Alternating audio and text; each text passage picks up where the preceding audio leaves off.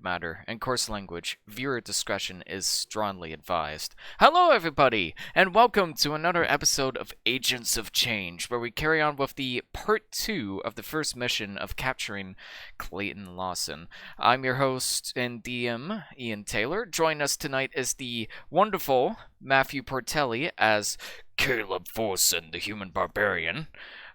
As well, we are joined by someone else in the Zoom chat, by the looks of it. Or, no, somebody just turned off their face cam for a second. I'm just going to ask for the future, Red, that if you... She actually disconnected. Oh, yeah. disconnected. Reconnected. No worries. Yep. So, the one who disconnected is our lovely friend Red, who is playing the Emerald Dragonborn Kenobi Bud. I didn't understand what that meant because I'm a noob when it comes to the world of drugs. And also, joining me tonight is Michael Mason as Marius Decanif, the human artificer / rogue, who has a bit of an attachment to the man thereafter this very night. Heifer Chowders will be joining us as Elandra, the Genasi sorceress, but she is a little bit behind at the moment, and unfortunately our Twilight Domain cleric will not be able to make it tonight. I just need to rearrange the images real quick. Just give me a second with that. Could take a while. Our heads are all floating. Woo!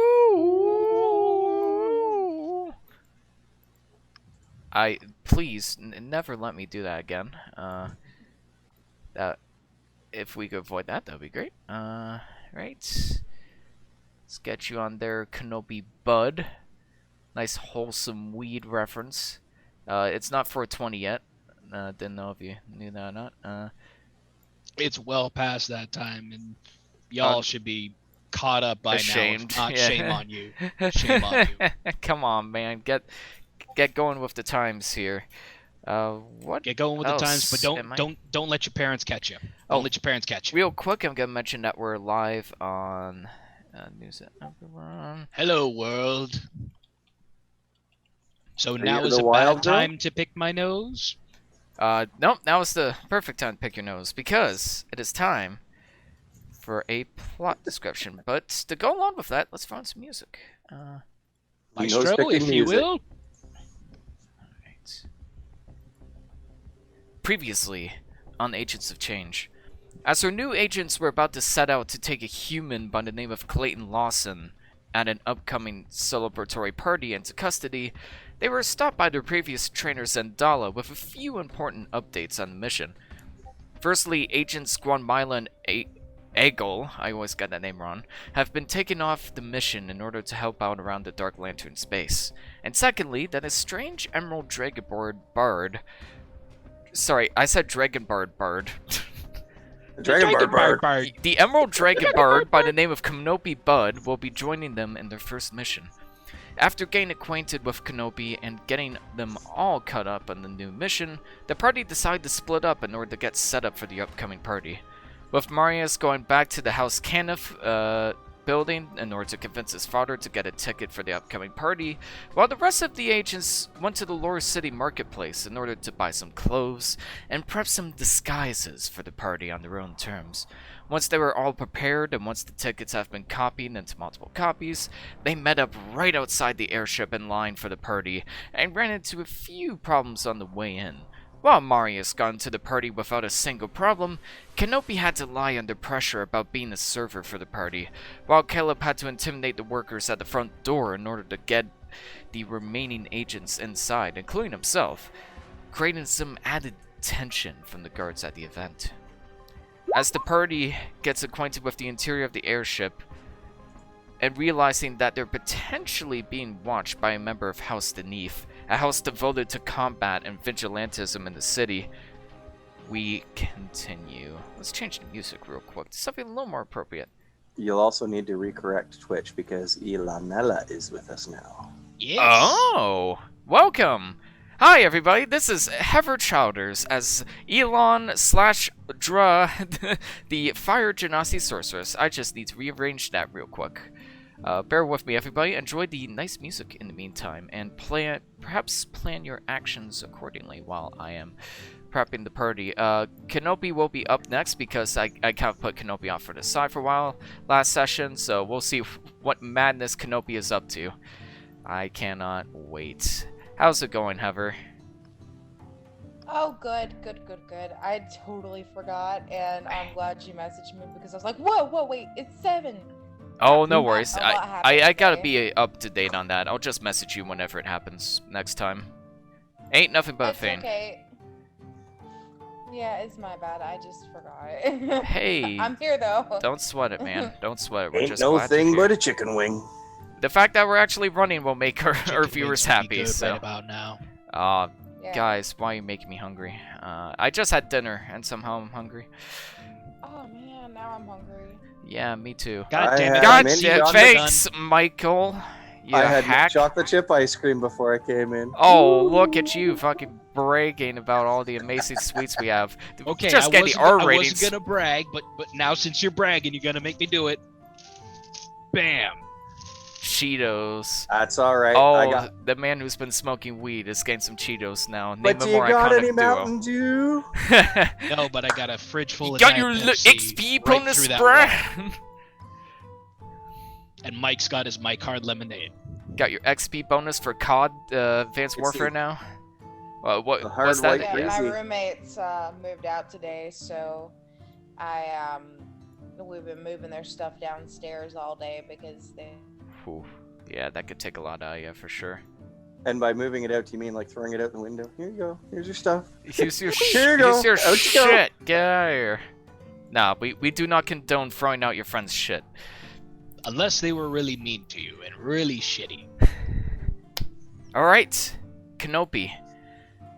As you pass through what you could presume to be the dining hall onto the back end of the ship, you encounter assorted warforged butlers and maids just kind of passing in and out through these two swinging doors at the back end of the chamber. Just very hastily, very rushing. And you could hear, like, very faint yelling off in the distance. You can't quite make out what it is, but it's certainly causing commotion. It's the Gordon Ramsay of Warforged. Yeah, I'll get off the way. I'm a huge Gordon Ramsay fan, but that may or may not influence the next encounter. What do you do, what do you do, Is there supposed to be Kenobi? music playing? Yes, there is. Might want No, to we're check the not font hearing for it. that. Oh, I can hear the music. I cannot hear it. Okay, I may have to fair enough. exit the game and come back. So never mind. So, Red. You might also have the music turned down. Yeah, fair that enough. too. Red. What do you do? How far away is the noise from where I'm going? It's just behind a set of like swinging bar doors just ahead of you.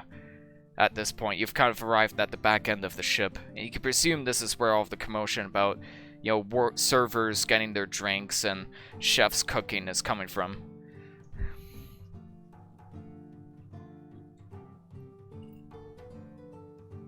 I'm going to take some time and ritual cast Unseen Servant. Would you like to do so stealthily? If possible, yes. It is possible. However, there is quite a few Warforged entering in and out at this point, so I would ask that you make me a stealth check.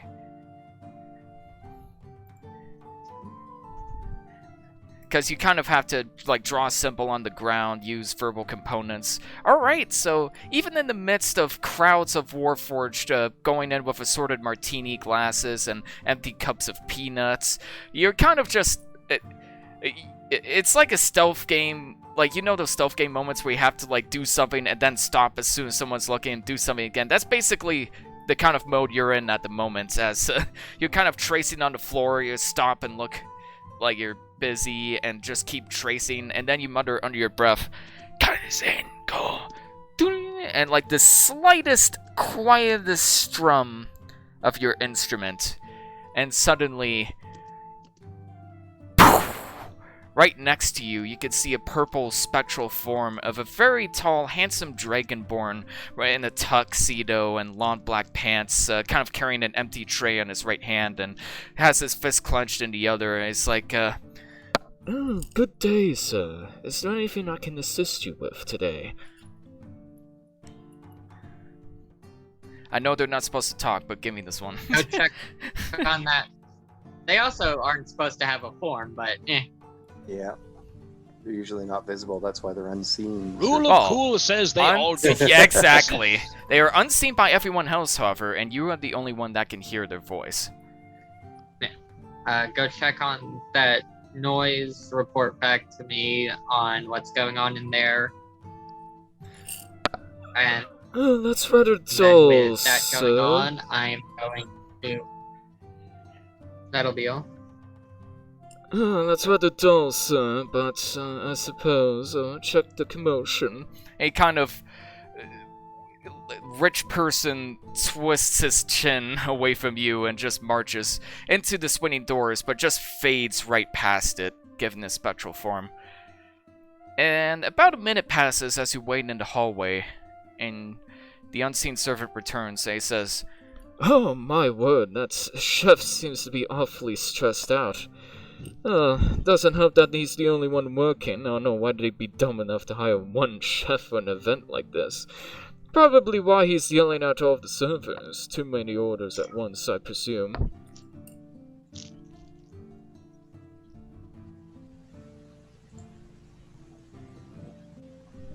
Okay. On that note, I'm going to dispel the unseen serpent and then walk into the kitchen. he kind of bows as you dispel him and vanishes.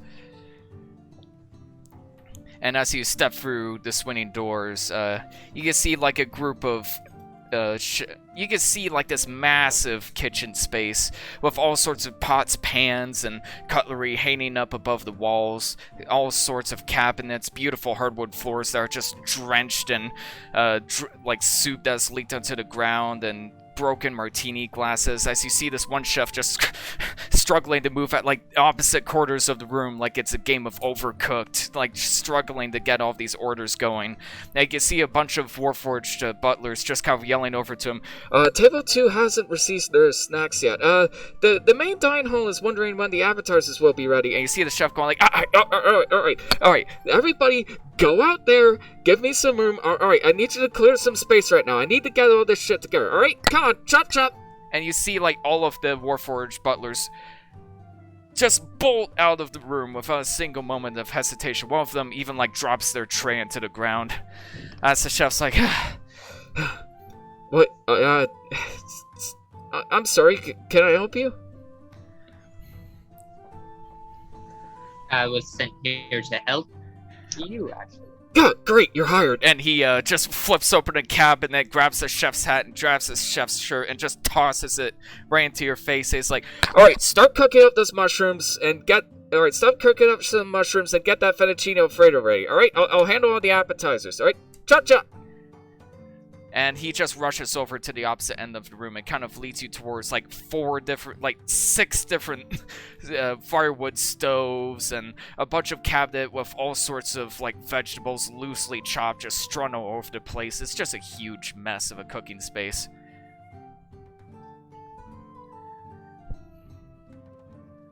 Okay. What do you do? Well, I'm gonna start with prestidigitation, clean up the area. Alright, you kind of play a lovely little tune, and one of your strings kind of forms into this brush, and it just kind of sweeps across the whole kitchen space and everything. Not only are all the messes cleaned up, but all the vegetables are put into the right order, and all of the sauces are kind of formed back into their saucepans, and everything looks much more organized now. Yep, and then on to the cooking. Alright. Please and get to work. What do you roll for cooking, I wonder? Sleight of Typically- hand. Survival if you don't I have... am going to ask for a survival check. Okay. 12.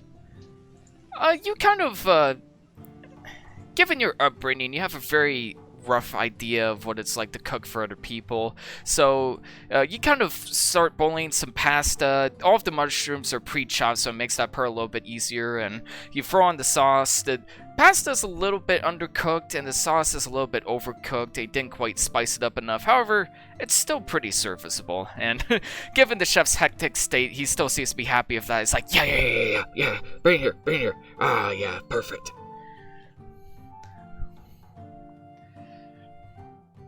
And he kind of rushes over with like a big bowl and kind of signals you to like pour the noodles and pour the sauce into the bowl so he can mix it up. Just kind of tosses this pasta with the sauce and mixes it up a little bit, throws in some spices of his own. It's like, okay, you probably could have seasoned it a little bit, but that's right, that's cool, that's fine. And with that, as you begin your wonderful cooking escapades with the chef, is there anything else you'd like to do at this point as you're cooking for the chef? Let's see, getting stuck in this. I guess I'll just have to ritual cast Unseen Servant again and have him keep an eye on the target. Alright, I'm gonna ask you to make me another stealth check, but this time you have advantage because the chef is kind of distracted.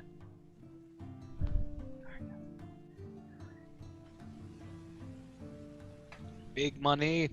I didn't No need the whammies. advantage. Didn't need the advantage. Oh! 20. Yeah, the chef is 'Cause pretty... The 20 is the first roll. Yeah, chef is pretty occupied, so you, like, effortlessly trace on the ground and whisper. He's like... Then your... Butler comes in. We're gonna call him Lawrence. And he says... Oh, good day, sir. Nearly back so soon. Whatever's the matter? I need you to go keep an eye on our target and the people that were pursuing him. By the target, surely you mean the Mr. Clayton Lawson. Very handsome fellow, if I may add. Yes, but kinda need this done while I'm over here. Very good, sir. And if anything were to happen, what should I do? If anything is to happen, you report back to me immediately and I will handle it. Very good, sir. I'll leave right at once. And he steps off and forms through the gate. And with that, we will cut right back to the party. As everybody else, as we center back to the main dining hall, the musicians have finally stopped playing their music, and you see that they all kind of hop out from the water bubble onto the ground and bow. But as they bow, you notice that their skin turns to this silky white substance as their suit kind of stays on, and their eyes grow pale and dark. Marius, you immediately recognize these to be changelings, beings that can change into other sorted races at will. And they all take a bow as everybody applauds very loudly at their music choices. And with that, they kind of clap their hands together, and this time, whoosh, they all turn to a group of red tieflings, and they begin playing their instruments, and this time, like, their instruments are lit on fire, and it's a much more intense number than before. It's like that moment in, yeah, basically that moment in high school parties where the metal music, like the rock music kicks in and the lame dance music is done. Everybody just kind of hobbles around like it's a mosh pit. I thought we last left off was my father and Clayton were going up onto the balcony to do a speech. They are. As the music suddenly comes to a halt, you hear your father take a spoon with his glass. Yeah, and it's like... And everybody is like, oh! They all just collectively sigh, and the changelings like turn back to the normal form at attention. And one of them's like, yeah, sorry, party's over. And the father says, and he kind of looks over to the entrance, and you notice a very tall, very skinny, dark-skinned woman with long black hair, blue lipstick, and piercing red eyes just enters the room. Marius, make me a history. Marius and Sorry, Kanopi isn't here. Marius, make me a history check, please. Okay. Since you're the only one here that's actually grown up in the city. You 19. immediately recognize this to be Valeria Pentagast, who was the head of House Orion. Ooh. Figured she would be here. And she doesn't exactly look like she's thrilled to be here, but she still has her hands behind her back, staying at attention as your father begins his speech. And your father kind of lets out a as she arrives and says, "My fellow friends, thank you all for coming on such short notice, but I promise and assure you your time will not be wasted. Now, I'm sure you all know why you're here, so with the party out of the way, I'll get straight to the point. Clayton, if you'd be so kind." "Oh, yeah, of course." It is the map because the last map I had deleted itself. I don't really know why that happened. But unfortunately, we will have to just stick with Feeder of the Mind. I have no idea why that's happening. Oh, it's okay. The music's getting good. Get back to it. Get back to it. All right. So you notice It's that okay. Clayton step up on the center of the stage as the father steps. Sorry, Marius, your father steps aside, and you notice that Clayton has this very peculiar metal glove with all sorts of whirling gears, but more notably an amethyst in the center of it that seems to be glowing and kind of makes this noise as he joyfully waves around. He's like, "Well, I assure you, if the presentation is half as good as champagne, I'll be more than damn pleased." And everybody kind of lets out a hearty laugh at that statement. And it's like, "Well, now then, I know how hard it must be to walk all of that way to the train in the city.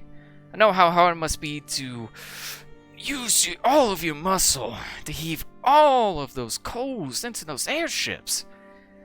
What if I told you there was a way you could get around any part of the city with the flick of a wrist?"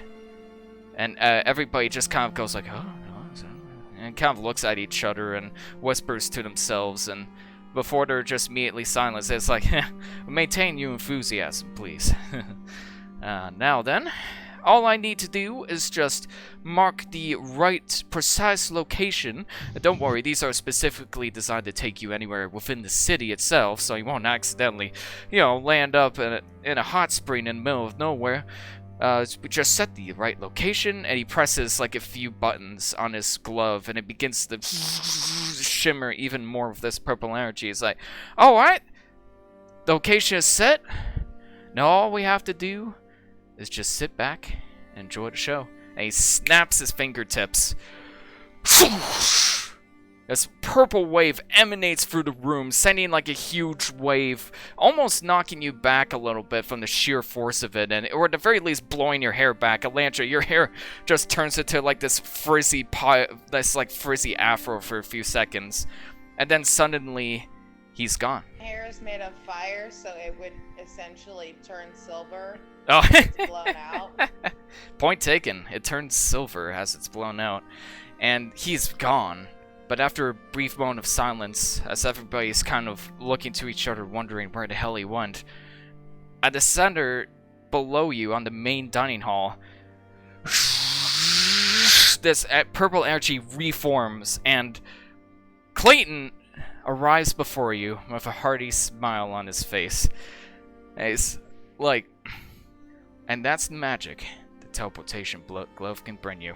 And everybody just begins hollering at this point, either out of excitement or of confusion as what they just witnessed, as he says, Now, you may be wondering how you can even power something like this. Well, unfortunately, these may be designed to only be a one-time use," and as he kind of slaps his hand together and dumps out the amethyst that's now lost all of its color. And he's like, "But I assure you, we are working towards designing these so you can use them as much as you want at a very low cost. Teleportation glove, ladies and gentlemen, that's the future." And it's like, "Oh, yeah." So, Marius, you and Alex kind of let out these pitiful claps, and the father lets out a pitiful clap, whereas everybody else or the majority of the party members here are House Orion, so they begin kind of arguing and starting a bit of a chaotic rambling going on. So like, how is something like this even possible? Oh, come on, you've stolen from my technology before. And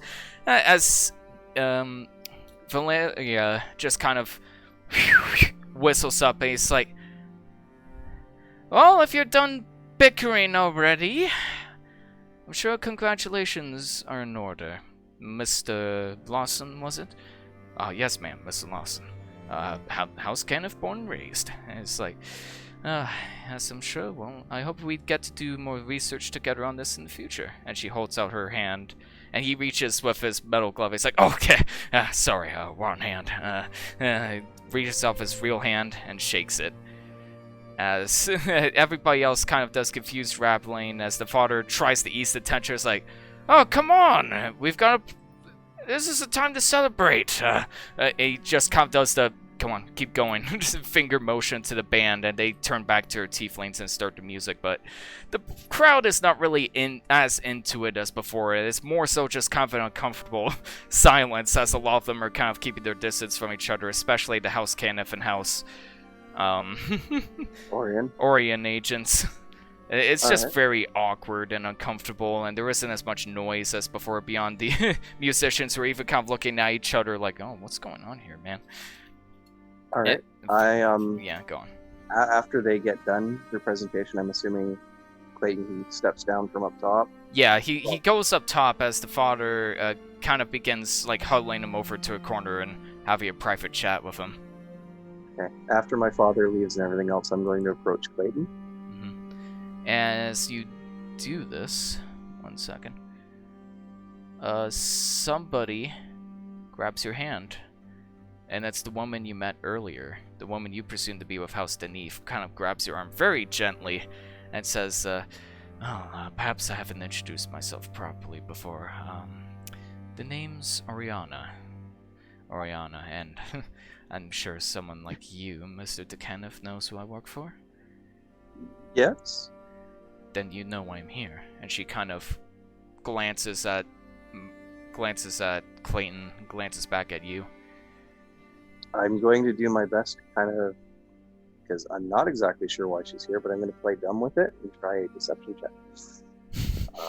Honestly, I'm not quite sure. And he's kind of blushes a little bit at the same time. Make me a deception check. Ooh. She's gonna make a opposed insight check. Low roll.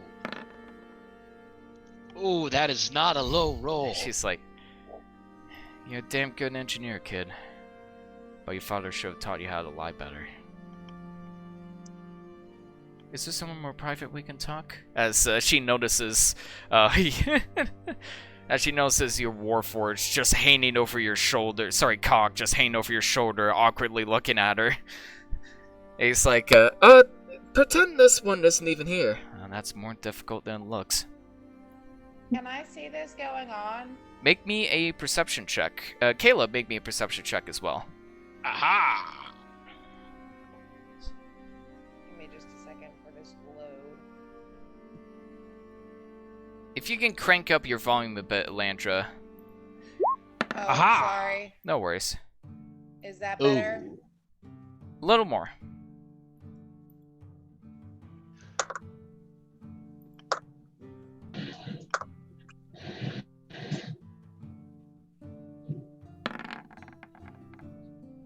$13, better than me. Alright, so... Better? Caleb, you're enjoying the music way too much to notice anything else that's going on. You're like, yeah, finally some real music. None of this sappy crap.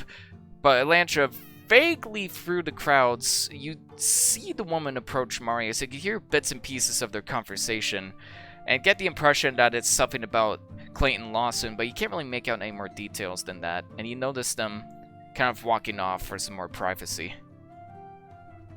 Elandra would like to step forward and attempt to catch them before they go off by themselves. Alright, and you do so. You kind of walk up to them as they kind of begin to leave the room, and she kind of notices you immediately, and before turning her head, she's like, "Oh, I'm sorry, miss. Is there something we can help you with?" Yes, I see you're running off with the Kenneth boy here, who I was speaking with earlier. Might I ask what your business is with him? Oh, nothing like that, I assure you. We're just business partners, discussing the next line of inventions. Isn't that right, Marius? She looks at Marius and looks down at him. And because she is quite much taller than a 16-year-old boy. Well, he's 6'2". Oh, I see. Okay. He's a tall, lanky boy. I see. Okay. Sorry. She's looking up at him with a scowl and kind of moves her mouth. What are you doing? She just kind of shrugs and side-eyes the lady. She just kind of raises her eyebrows at you.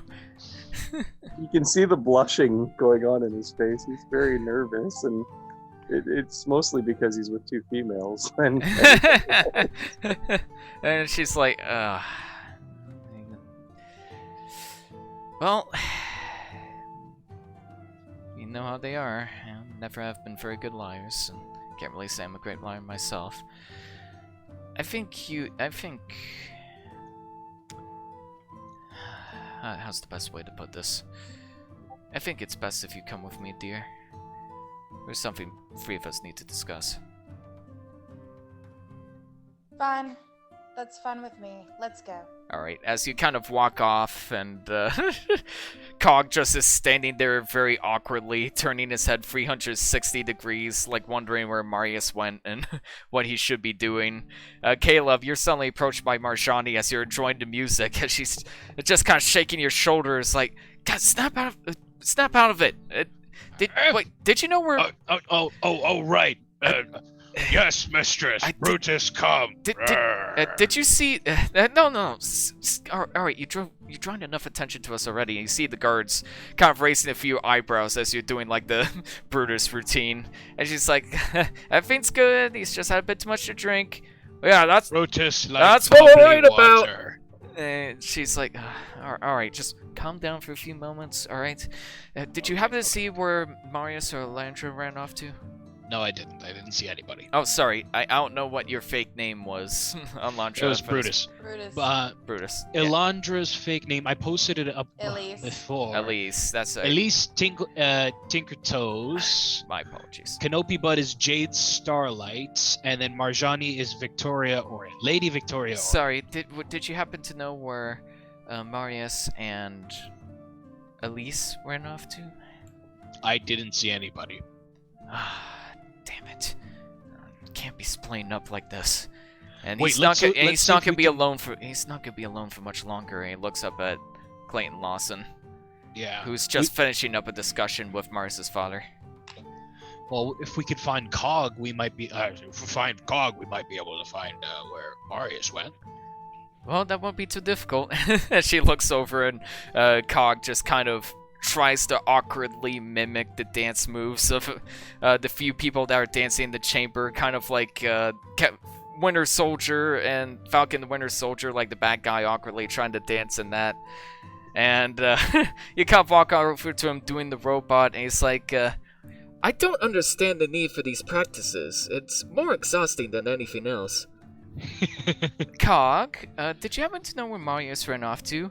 Oh, Marius was talking to some girl, and his face turned red again. He really should get that checked. Wait, which girl? Black-haired girl, black dress, had a strange tattoo on her chest as well. Oh, good. She ran off of that girl lady who was spying on us earlier. Did you know where they went? Yes, they went through the doors over there. Alright, how do you want... Kind of turns to you, Caleb. It's like, how do you want to do this? I don't know how I feel about leaving Clayton here alone. Well, I'm not the most stealthiest, so you go and look at them, and I'll keep an eye on Clayton. Make sure he doesn't move. And if anything happens, I can always hug him real tight, stuff him in a closet until you guys find a way to take him out of here. Or So. you could just follow him. That works too. You mind staying here, Cog? I do not have a mind to say so. I'll take that as a no. Alright, I'll be right back, alright? And she just kind of grabs your shoulders, gives you like a go get 'em tug, and walks off. At this point, Kanopi, back in the kitchen, you're kind of like trying to chop up assorted vegetables and assorted foods. And you're doing an okay job, but it is starting to drive the chef's patience a little bit. And he's like, Oh, come on, I need those nuts now. No. Go on. and suddenly, Kanopi, you are greeted by your servant once again as he passes through the doors. And he's like, I'm not quite sure how to describe the situation at hand, sir.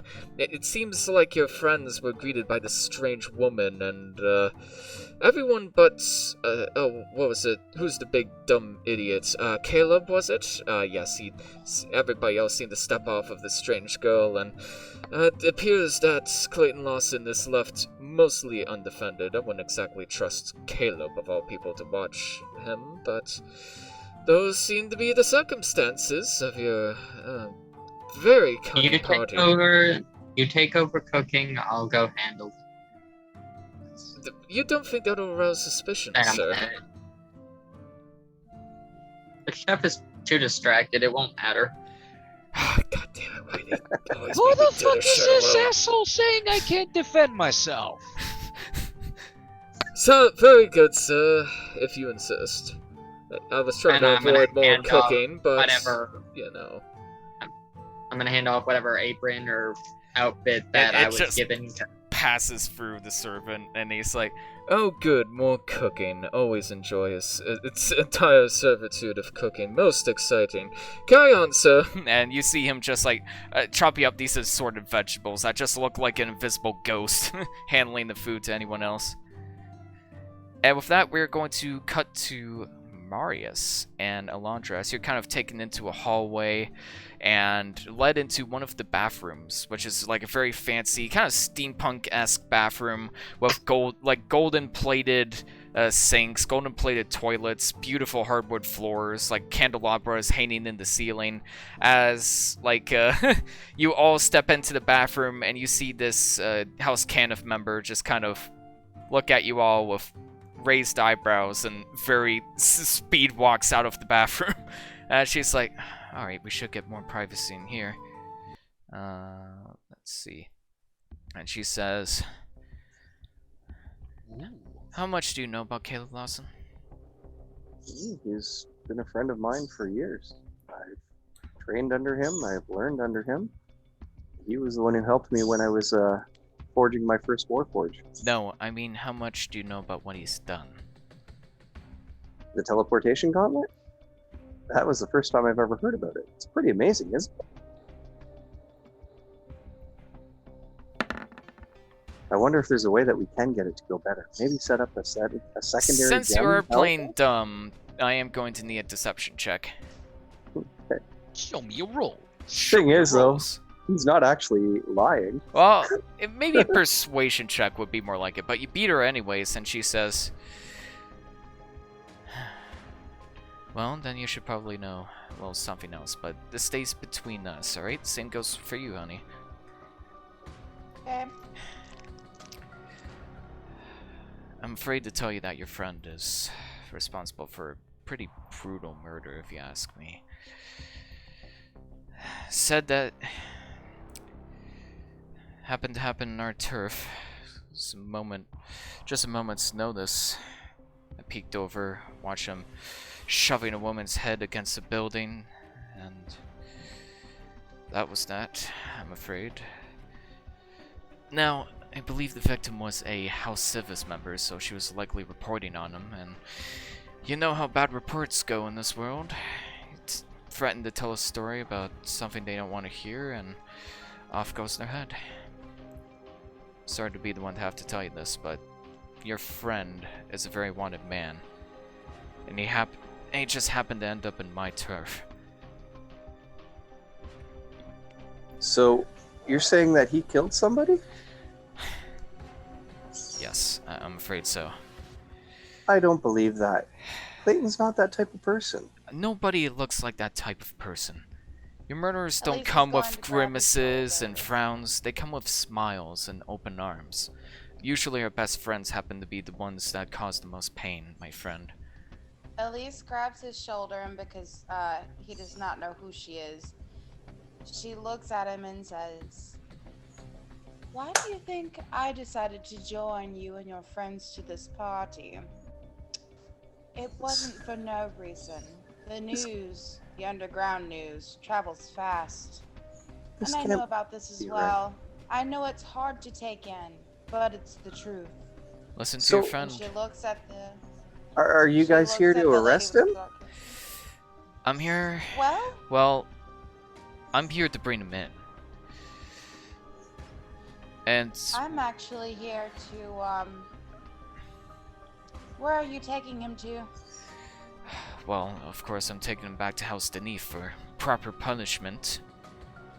What were your plans exactly? If you don't mind me asking. I turn and I look at the fire genasi. Yeah, and she turns to look at you, Landria.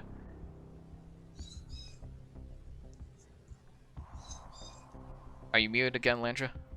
I can promise you that he will be dealt with accordingly. Make me a deception check? You're not technically lying, so I will allow a persuasion check. Okay, give me a second for my character. Let's see.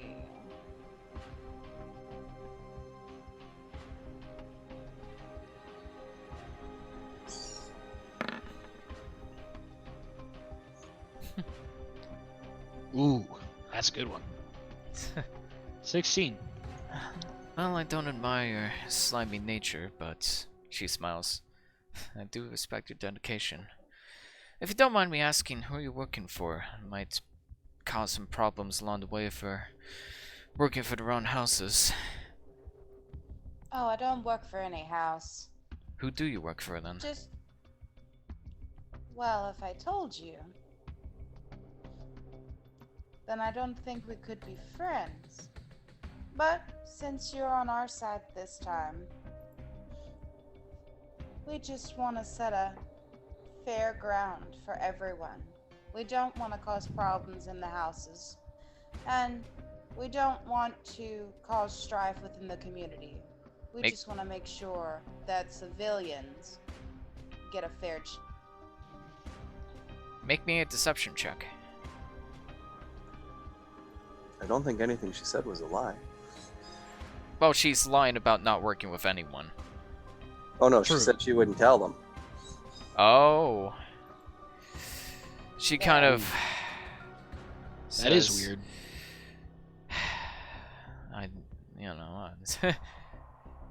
If you really were my friend, you'd be open and honest with me, but perhaps I can't remember the name of the organization. it's the Dark Lanterns. Do I Oh, still okay. need to be here? Or that's kind of looking embarrassed. And she looks at you and says, "I'm sorry I had to tell you about this, but I was wondering if I could have your help.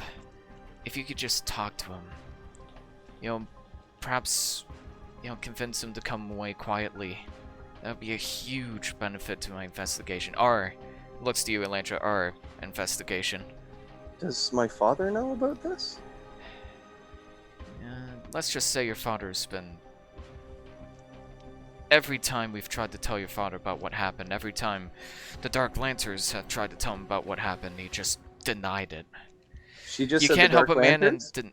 you just... Out of character? She just said Dark Lanterns? Dark Lanterns, yes. And she says, you can't help a man in denial. It's just an endless battle waiting to happen. Elandra smiles and says, "Well, you've guessed the organization name. We are working together." Oh, so the both of you are working for the Dark Lanterns. What? Well, cover's just blown. me. You said the two of us. No, I said you. You and said the two I of us. Yeah, I No, think she meant the two of said- us, as in her and the lady. No, I Oh, already okay. mentioned I was working with House Denise. Make me a deception check, please. Uh-oh. She said the Dark Lanterns. Well, she said, and the Dark Lanterns know about it. She didn't say she was working with them. Uh-oh. SpaghettiOs. Marius is still playing dumb. Marius is like, I don't know what's going on. Can I go while you guys are figuring this stuff out? Yes, just remember what I said, and I'm very sorry about what happened. Ooh, 6. And Okay. she's letting you leave the room, Marius. Marius will leave. And she kind of turns to you, Elandra, as he's like, alright, if you want to be my partner, please don't treat me like an idiot. People like them don't tend to last long in the city. Alright. So when I leave, I'm going to head back over. I'm going to round up Cog, make certain that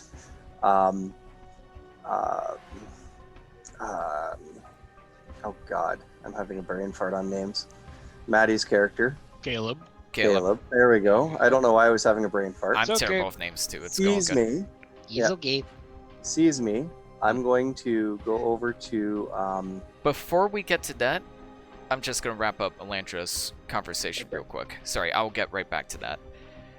I'm trying to do it before they come out of the bathroom, though. That's just so- fine. We'll time it so that happens before they come out the bathroom. Okay. So Elandra, she's kind of talking to you with a cocked eyebrow and says, you know, if we're going to be friends, I appreciate it if you didn't treat me like an idiot. Correct.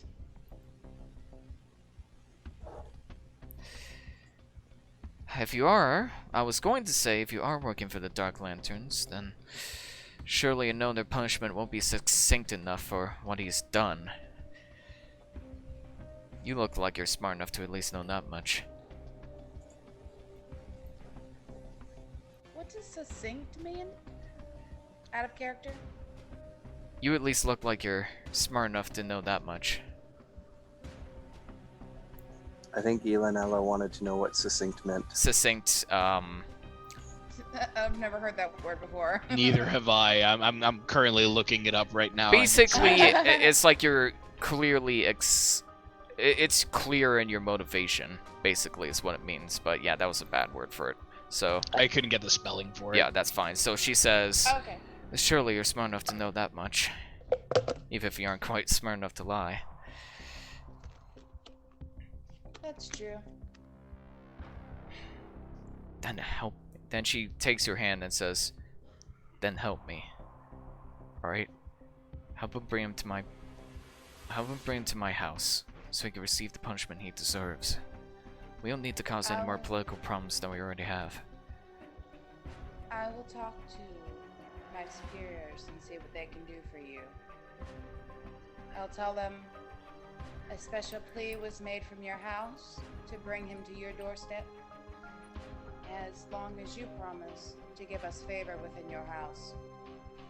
I can do more than that. And she smiles and says, we can even pay you for the trouble. I'm well aware some of you are a little light on coin. If the event leading up to getting inside the party is any indication, we'll give you 10 gold pieces each, and you'll have the favor in our house. Alright, I'll talk to my superiors and see what they say. No promises, but I will do my very best. That's to more do. than what I've had, but if you don't hand him over to me, I will find another way to get him. You understand that? That's fair. I completely understand. Now I must go and speak with my superiors and commune, and I will plead for your cause. You'll know where to find me. And she exits the bathroom. Like, throwing down this thing to make it look like she was doing something. So, we head back to the party. And Kenopi, you arrive back in the dining hall, and it's a lot more awkward than before, and this watery sphere you saw earlier, kind of, that space is filled by a bunch of tieflings playing, like, much heavier music. It's like a few people are dancing, but there seems to be some pretty high tensions with most of the members. And you see Marius approaching Caleb, and you see Cog just staring right at Clayton, as Clayton is just kind of off to the side, you know, analyzing his glove. And let's go to Caleb first. Sorry, let's go to Marius and Caleb first. Marius, you approach Caleb as... What is Caleb up to? I don't approach Caleb. I made certain that Caleb sees me. Okay. Clayton. Caleb, make a perception check. Okay.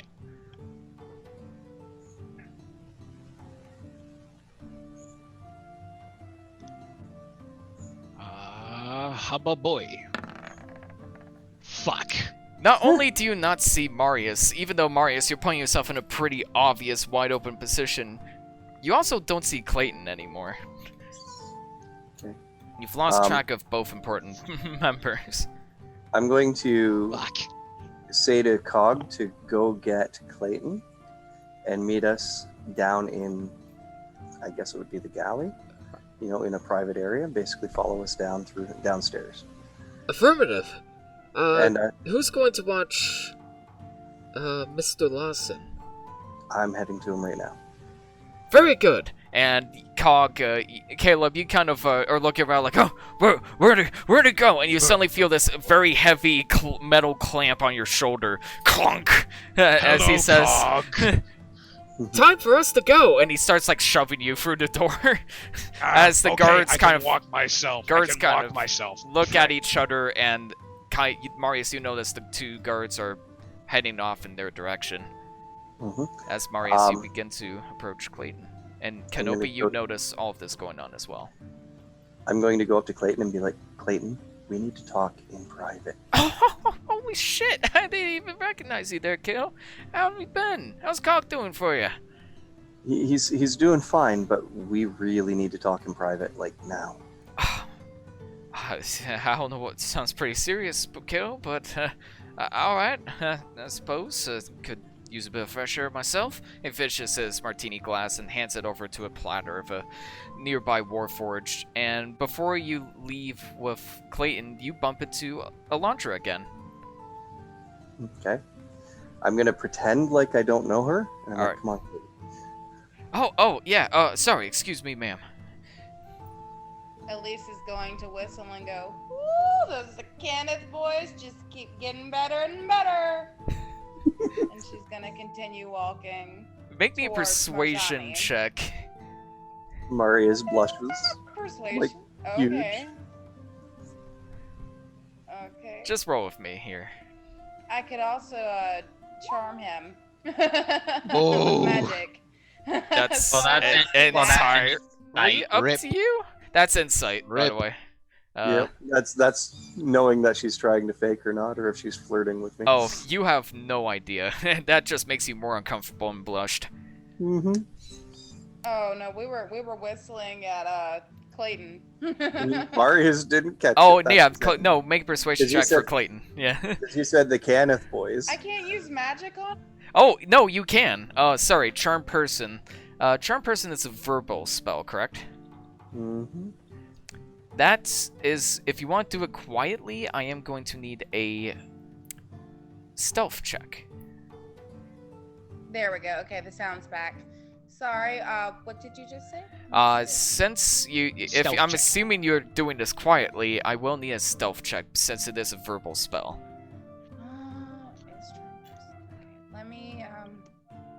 Let me take a look and see exactly what I want to do first. Persuasion. I'm just gonna roll for persuasion. All right, go for it. Please Can I better roll with rolls than what we've been advantage? doing. I'll allow for advantage. Since you're technically getting help from Marius being blushed by such a comment. I'd say that's just enough. Clayton kind of stops in his tracks and looks over and says, oh, well, pretties up his hair a little bit, combs it back. He's like, Clayton, we don't have time. I'm sure. No. This will just take a moment. Come on, don't blue ball me here. Clayton, I'm please. sorry, we didn't exactly get acquainted. What's your name, miss? I'm going to lean in and whisper in Clayton's ear and be like, Clayton, we need to talk about something you did. Just 1 second. Just 1 second. Something you... Stop thinking with your dick. Too late. Elantra, sorry, you were saying? Okay. She says, my name is Elise Tinkertoes, and if you'd like, you can come home with me. She winks at him and starts moving to the music. I may have to take you up on that offer. Now, and he says, I may just have to take you up on that offer. We'll see how that goes. Wait up on me, you're here. And he kind of smiles, winks, and turns to Marius and is like, alright, what's so damn important? As you step outside into the hallway for more privacy. Okay. Not the same direction that Caleb and is heading. Kenobi, you notice them before we head to the next segment. You notice Marius walking off with Clayton, your friend uncomfortably flirting with Clayton, and Caleb and Cog heading off, and Marjani joins Caleb as well. Okay, I look around. Sorry, Kenobi, real quick. I'm gonna follow suit. Alright, are you gonna try and follow suit of Marius or follow suit of Caleb and the rest of the gang, because they're heading in opposite directions? I'm gonna follow the target. Alright, are you That's gonna... what I'm getting paid for, so... Do you want to be sneaky about it? Sneaky. I want to do pseudo-stealth, if that makes sense. He's wanting to shadow. Okay, yeah, you're wanting to shadow without particularly hiding. I will still need a stealth check for that. Now, because I've got him distracted, will he get advantage on that stuff? Yes, you do have advantage, because he's had multiple distractions. Woohoo! Not like you needed it anyways. 22! You just, Assassin's Creed style, you blend into the crowd seamlessly. Despite being an Emerald Dragonborn, you kind of blend into all of the areas that are painted green in the airship. There we go. And you head in, nice hood. You kind of throw on like this leather hood to cover up some of your green scales so you're less noticeable. As Marius, you step off with Clayton as he's just kind of like, oh, God, kid, what's the rush for, alright? You can't ruin my game, man. I bring him to, like, an area that's isolated. You do so. Where there is a window. I will allow that as well. You kind of look out, and you are miles and miles up in the sky, just above the clouds, so you can see nothing but black, starry skies off in the distance, as he's like, you know, working airships for the past 20 years, I never get a chance to just suck in the view, man. What's on your mind? People know. Oh, of course I do. I just showed it off. No. People know. I was approached by one of the House Deneth guards. She's looking for you. Oh, kiddo, I never knew you wanted one for a sense of humor. What are you trying to do? Scare me into giving my invention away? I appreciate, kid, but I'm afraid that's already set in stone. No. Alpha, yo, excuse me. You don't get me, Clayton. They know. They thought that I knew, and they told me what you did. And I'm doing my man. Out of character. I'm trying to keep him distracted, facing me, so that people can come up behind him to do the whole knockout thing that we were talking about. Okay, yeah, but you sell it enough to make it look like you're just. I'm not trying to scare you. I am telling you, I was approached by House Deneth. She dragged me. That girl. She had the symbol. She dragged me into the bathroom, and she told me what you did to a House Civis member. Kiddo, this isn't funny anymore. I'm not trying to be funny. And hopefully by this time, Kenopi's getting close enough that he can deal with this. Kenopi, you have you get pretty close to the action, blending in just enough so you aren't noticed, but not so much that you're basically invisible. As you kind of see what's going on. As you kind of notice Clayton saying, there's some things that are best to keep quiet in this city, kiddo. Believe it or not. I understand, but they came to me, which means they're looking for you. She's looking to take you in, and I've got a hold of him by the chest. Hey, easy, alright? Nothing's gonna happen, right? I'll take care of it. Alright? I'll take care of it like I always do. Now you just get this thought out of your head, man. You're just dealing with too much stress at work. You're getting over your stealing problem, which I need to bring up more often. I apologize for that, your stealing addiction, but that'll come later. And it's Well, like, he made certain he was stressing that, but anyway. you're he's like, dealing with your little thing, and you just got too much stress in your mind, kid, and it's causing you to freak out a little bit. Now, you have been my friend for a long time. I don't want to see something happen to you. This is why I've come to you about this. Do I see Kenopi coming up yet? Is Kenopi coming up? Yep. And just Knock do out shot. math. Grow up and solve your own problems. As I use my psychic breath weapon. Does this do damage? It does. But you have to make the joke. What's I the was- what, what's the No, jo- he said he was doing a psychic breath weapon, but you know that if you do enough damage with a psychic, like with a breath weapon, you will kill him, not just knock him unconscious, right? Too late. It's only 10 damage. He just Save. makes the DC, and he takes So half 5 damage. So what's your joke again? One more time. Dear math, grow up and solve your own problems. As you kind of whisper into his ear, and his ears just begin to bleed. He's like, fuck, what? He does not go unconscious, but he is just dealing with bleeding ears. As he turns to you, he's like, what the fuck? What the fuck's your problem, man? God, God, it's like I have tinnitus or something. Jesus Christ! And he's gonna try and Marius, are you still grabbing him? Marius was still holding on to him, but what I'm going to do is I'm going to slump down and pretend that I'm also hurt from what was said. God! Come on! Shit! I gotta run to a bathroom or something. I'll be right back. And he begins to attempt to run off. Am I outside, presumably You are with Cog? somewhere else. We will get to your escapades shortly. And when he starts to run off, crowbar to the back of the head. Make me an attack roll, please. Oh no, you're gonna kill D20 him. plus strength plus gonna cave in his proficiency. skull. No, Okay. no. This No. won't kill him if This- he says that it's not a killing blow. Yeah, he straight up said non-lethal damage, so Yep. Okay. it won't kill him. I mean, he didn't say non-lethal damage, but I'm giving you this out by saying it's non-lethal damage. I am doing I know. non-lethal damage. Roll an attack roll, Speaking please. of, what's the damage of a crowbar? I'm gonna say 1d6 plus strength. And to hit is 1d20 plus proficiency plus strength. As you pull out a half-life crowbar and just whack him across the head, or at least attempt to. Make me that attack roll. Give him the old Jason Todd special. Give him the old Dino, Gordon I'm Freeman. Oh no! Marius, no. you said you were holding him, so you try and aim for him in the head. He drops down, and Marius, you just see this crowbar coming right at you and whacks you across the face. Please roll damage, Kenopi. 1d6 plus strength.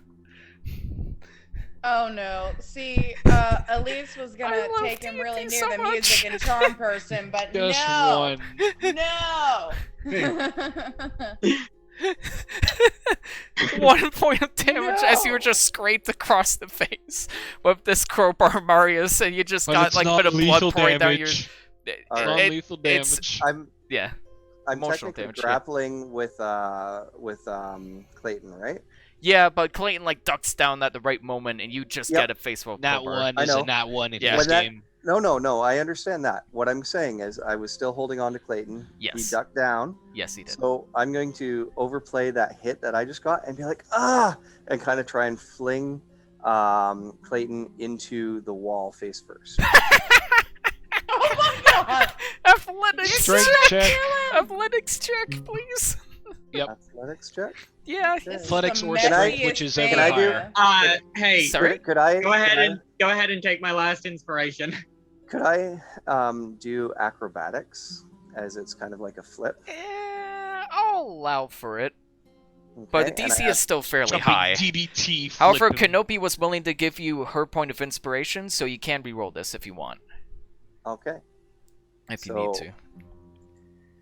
a 17. Ooh, that's a good You one. do not need to roll it, as you kind of are just like, ow, oh no, and you kind of like do the lion method of just wrestling, grab him, flip him over your shoulder, and just bonk him against the wall as he face plants on the glass. Go ahead and roll me 1d4, please. Plus your strength, if you have any strength modifier. I have a -1. So just 1d4, please. 2 more damage. He's still not knocked out! You What? just grab him. He has 8 hit points. And you just grab him and you fling him across the back. Yeah, level 1 Artificer. As he just 7. splacks his face across the ground. It's like, ah!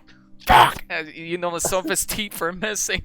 It's like, Oh, great. Boris! What the hell, man? Ah, my head. I'm playing it up that I At this should. point, Oh wait, what's going on over there? you notice a whole bunch of three or Oh, 4 no. guards are just rushing over at all the obvious commotion going on as they see you, Well- Kenobi. They're like, Now, Drop the crowbar! Drop it now! Oh, come on, it's just a fucking crowbar. Stop being a drama queen. Just drop it! Plan I- B, I'm gonna grab the dude and I'm gonna jump off the airship. there is a window there. Uh, Would you like to perhaps break the window first? Yeah, with his body. Please, dice gods, give us a good roll. Oh, I was gonna say, I'm sure their bodies would probably be able to do that. So, Kenobi, what's higher, athletics or acrobatics? And keep in mind, Acrobatics. all rule of Coolid, so he didn't have to re-roll, so I'll say you still have your point of inspiration, because by golly, you are going to need it for this. That Yeah, doesn't help me. I can't inspire myself. oh, that was Bardic Inspiration. Sorry, I thought that was like a point of inspiration. Okay, fair enough. Oh, Okay, make me, the DC is going to be very high. You can certainly try. Make me a acrobatic saving throw as you pull a Acrobatics golden eye out the window. Time to face gravity.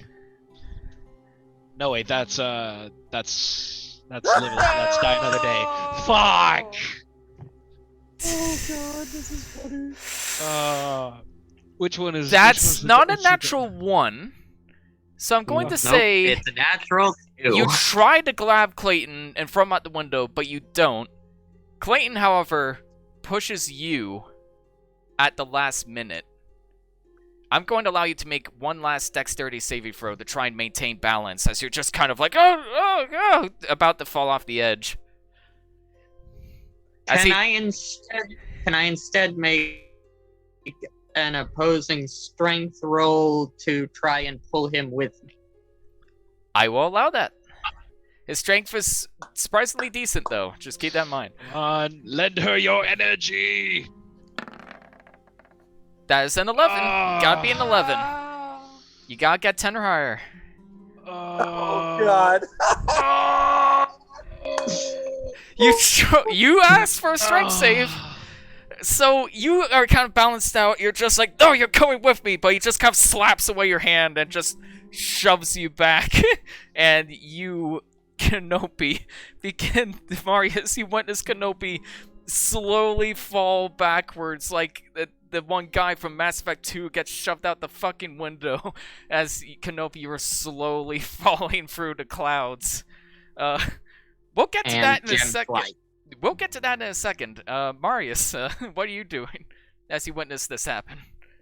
I'm going to kind of climb myself up, but I'm leaning the weight because I've still got a hold of. What the fuck was that? I have a hold of Clayton, right? So I'm going to try and get myself up. But Oh, as I'm doing it, I'm going God. to walk kind of unsteady, and as I do, I'm going to try and make it look like he falls out the window. Like gets thrown out the window. Oh my god! Make me. Yeet. Acrobatics? This would be more athletics if you're purposely shoving him out the window. Not purposely shoving. It's like I'm trying to stand, but I put my weight on his chest as I go to stand up I'm and go- kind of fling him towards the window. Make me an acrobatics check. This is going to be very bad if you fail. And I still have that inspiration that he gave me. So. Come on. That's true. Oh, use no. it. I highly recommend use that. No, Well, it won't matter. use it. Oh yeah, that's right. Oh, Use Marius, Use it. you tried to shove. You tried to make it look like an accent, and Clayton's like, "No, what the hell are you doing?" He tries to pick himself up, and as you're kind of tossing and turning, you slip, and you also begin to fall. Can I do a reflex save to catch Yes, the I will wedge? allow a dexterity saving throw. However, unfortunately, Clayton noticed what you did. As a result. I'm making it look like I was still just out of it, and I'm like, whoa. Oh God, help me, Clayton. Blood dripping down my As face. from you the kind crowbar of that like hit me. manage to reclaim yourself and pick yourself back up, Clayton just looks at you with I'm wide gonna be open like, eyes. Are you okay, Clayton? My face, I'm Deception looking all check. bloody. Deception check with disadvantage. Disadvantage. Disadvantage. Dude, you just You failed the tried to first shove him out acrobatic the check to try and window. shove What him do you off mean the He thing. took a disadvantage? crowbar to the face. I took Yeah. a crowbar to the face. Yeah, man. that you still have disadvantage. All right. At least you still have the inspiration. It wouldn't have mattered. I have the inspiration. Yeah. Let me roll it. Yeah, again? add a d6. Add a Okay. d6. It's bardic inspiration. I keep forgetting the bod. 5. Fuck. God, if regular roll wouldn't have Wait, mattered. these dice are going in the trash. These are So trash Clayton dice. kind of looks at you with wide eyes and just steps away from you. It's like, I don't even know who you are happened? anymore, man. I just keep on acting it. I keep playing it. All right, quit the fucking act. All right, what the hell's going on here? Mr. Lawson, sir, we'll take it from here. Yeah, you do that. As he just kind of tries to fix his jaw. One of the guards like gives him his handkerchief and tries to put pressure on the missing teeth. And one of the guards says, Marius DeCaniff, I'm placing you under arrest for the attempted murder of Clayton Lawson. Please hold up your hands. What? Please And hold I'm up your holding- hands, sir. I'll put them I'm up for you. I'm holding up my head like this, and I'm just like, close enough, and he grabs your arms and throws handcuffs over them and begins taking you away. Chunk, chunk. Meanwhile, Kenobi, you are currently falling through the crowds. An airship just begins passing by and skirts over your head as you can see like the passenger in the seat looking over like, whoa. As you begin falling through the clouds, Kenobi, what do you do? You already said she was gonna cast Gem Flight. It's not cast, it's a racial. Oh, it's a racial thing. Okay. Oh, Gem Flight. Nice. You could use your bonus action to summon. So, as you're in the air, you kind of like grab your chest and several gems just start launching off of your emeralds, start launching off of your back, and begin circling around you and transforming into these gem wings across your back as you begin to fly up in the air and kind of stop yourself last minute before you ram into one of the floating buildings. And now begin to fly as you can see the airship about a couple 100 feet above you, slowly trailing through the air that you just came from. I'm gonna take this time to get back on top, but not where the guards currently are. Alright. As you are floating through the air, trying not to get noticed by anybody, there are guards patrolling the interior but also the exterior of the ship, so I will need a stealth check. Not to get noticed. It is nighttime and they're mostly human, so I am going to give you advantage for this. Not like you 18. needed it, as you kind of use the clouds to give you additional cover as guards begin looking over in your direction, and try to be as silent as an owl beating your wings in the night. You manage to get onto the top end of the airship in one piece, take away your gem-like wings as they kind of crumble to the ground and reform on your back, and step into back into the party area unnoticed. Guys, we're gonna take a 20-minute break. I feel like I need to collect myself after that. That was beautiful. Can't wait to see what happens next. And first thing we'll go back to is Caleb and the Funky Bunch. So we'll see what happens there. Back at 8:20, guys. This It is freaking session. 8:20, genius. Oh, sorry, back at 8:40. There we go. Doi. Yeah, I've had a few There we doi moments this go. session, probably because I'm in such disbelief at the madness. That's okay. Everybody, snack break, drink break, pee break, every break. You know what to do. Yes. I'm sorry, but when we hit the bathroom scene and they were talking about how it's the ones with the smiles you gotta watch out for, am I the only one that thought it would be a perfect opportunity for Kenobi to walk in?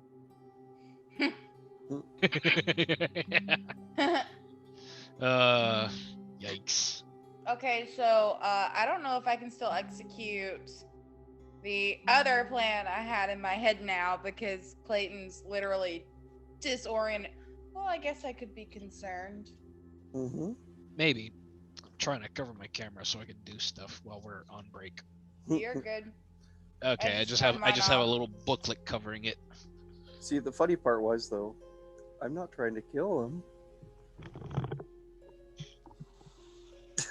I was trying to knock It him looked out, like but that. he fucking resisted my dad joke. Yeah. And then I missed with the crowbar. Yeah. Ow. At least it was only 1 point of damage. Yep.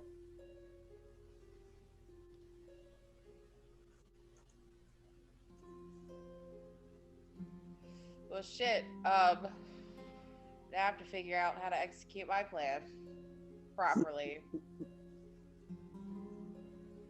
I guess I can take him over by some music or something and do charm person at that point.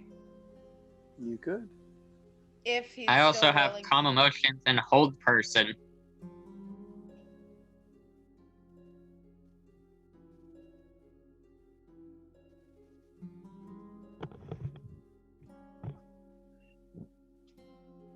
All right, I'm gonna go get snack. Be right back. Good idea. Are we still live? There we go. I'm sorry, Scarlett. I could see the last of that, or hear the last of that. What was your plan? I have hold person and calm emotions if needed. Awesome. I'm gonna need the calming thingy. And play it loud. Because while you're calming, I can be charming.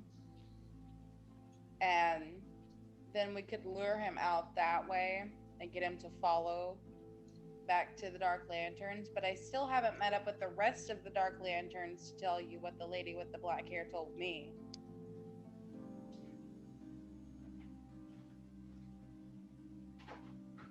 The odds of me wearing a hood and him making an Assassin's Creed reference, though.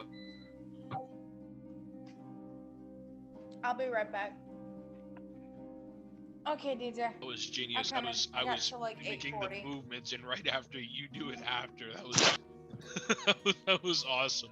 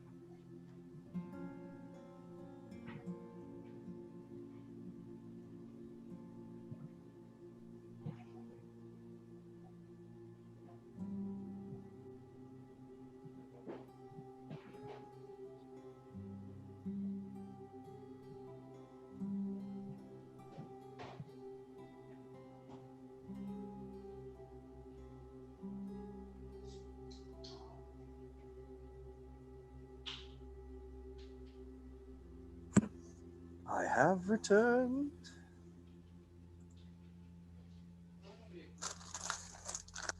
munching away. Sorry, I was muting myself. I didn't want anybody to hear. Over here. I understand. Ooh, I see Doritos. What kind? Sweet chili heat. Ooh, sweet chili. You know those go really well with red wine. Mm-hmm. Mm-hmm. One of my personal favorite combos. Well, let's see how it goes with Mike's hard white freezy. Into that. Just being stupid.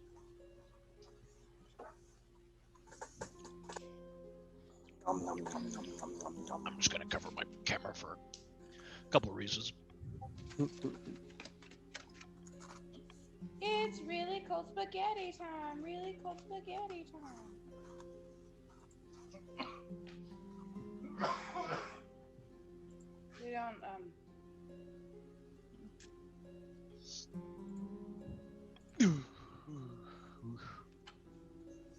I'm sad Why are Why you are you sad, sad? Mr. Mike? because I didn't want to kill him. I was You just didn't trying try to. to. I was just trying to get him out the window like our plan was, and make it look like an accident. I know. It was an accident. Exactly, and that's what I'm gonna stand by. We'll break you out of jail.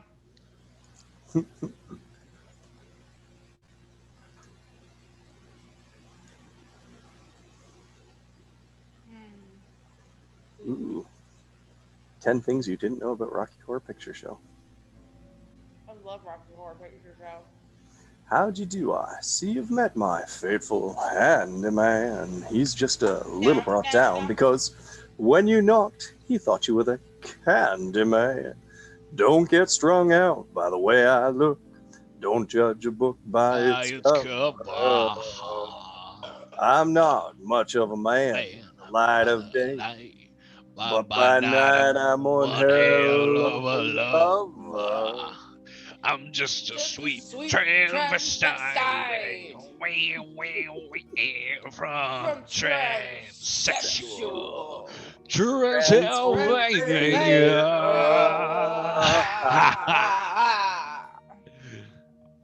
Why I don't don't know you stay for the night? Or maybe a bite. bite. I I can can- show you my favorite obsession. I've been making a man Yeah. with blonde hair and a and tan, and he's good for relieving my tension. Oh, I fucking love Rocky Horror, man. It's one of my favorite movies. We used to go watch it live action when they did it at college, but they don't do I it was anymore. this close to playing Riff Raff in, or sorry, the Butler character. Riff Oh, Raff. Raph. Yeah, Riff Raff in high school. I was this close to playing Riff Raff in high school. Your high school did Some cool guy shit beat me like out Rocky by it. Horror? My high school literally only did Disney shit. Because we actually had a drama class. It was a We fine did arts high too. school. Yeah, but we did like Joseph and the Technicolor Dreamcoat, Grease. For my grade 12 play, we did our own production, which we called The Journey, which was basically a spin on The Wizard of Oz. But it was Dorothy was actually going into plastic surgery by her parents, just so that her parents could get her father, which was my character, could get a business promotion. And I was in a company owned by the doctor, aka the Wicked Witch, who put my daughter in a coma and planned to kill her after spending millions of my money in order to save her over many years. And that was the scheme. And it was lots and lots and lots of fun. I got to play a gradually more drunk father character, and I got to imply my favorite line in that production was I think so I'm sitting at the bar with one character, and there are two characters here talking, and the wife character goes, sometimes handcuffs are necessary, because we saw one character being escorted off.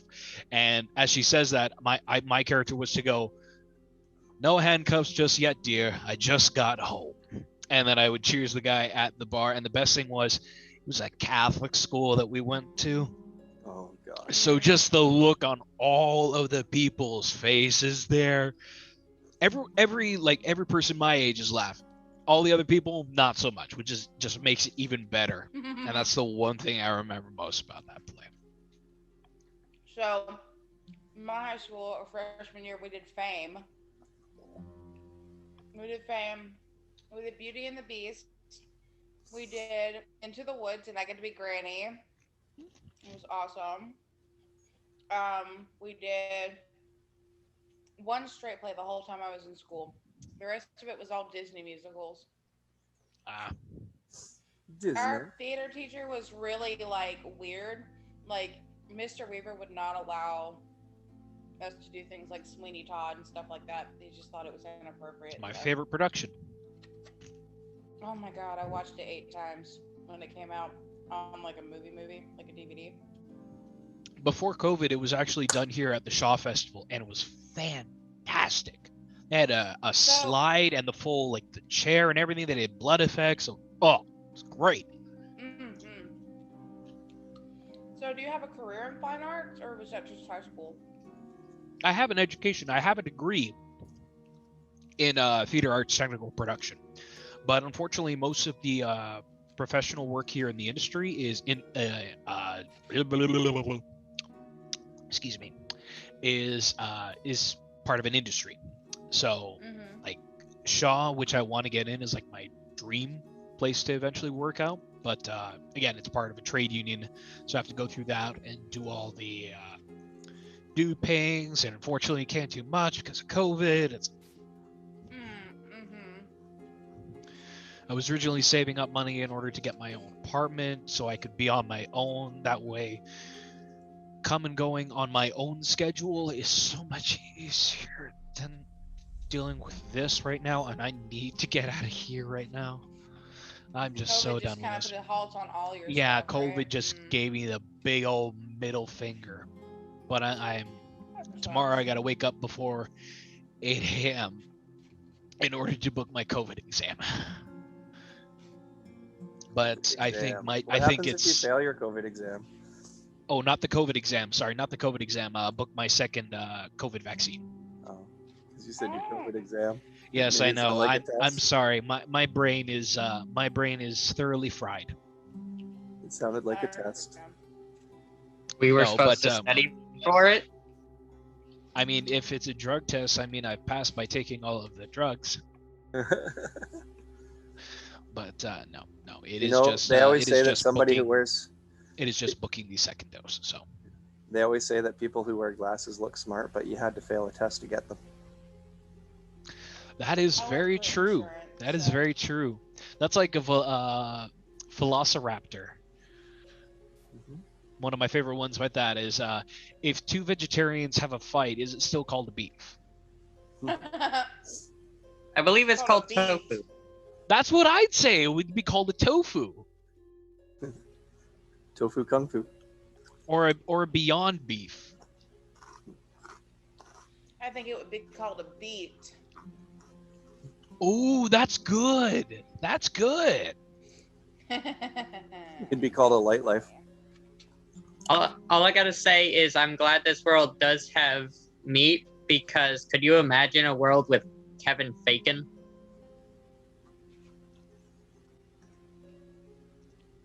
I don't even know what that is.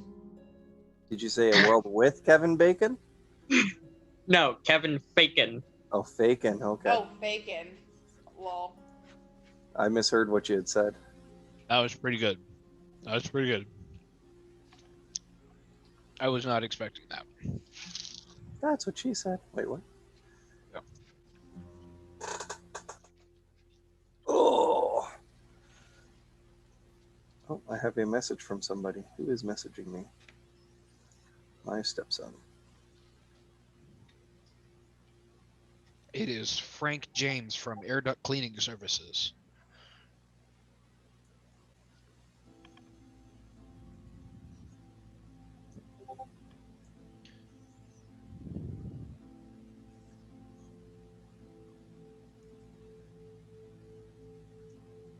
Ate all that spaghetti. I feel so Message fat. not sent. Okay.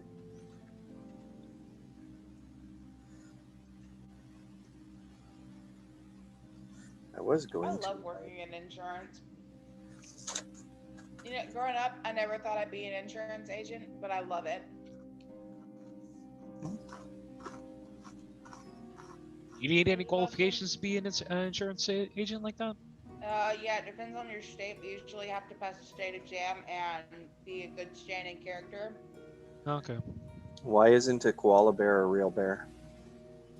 It Because doesn't they're have the proper marsupials. qualifications. Exactly. Because they're marsupials. They don't have the right qualifications. Dance. What did the 0 say to the 8? 987. Nice belt. Mhm. Ooh.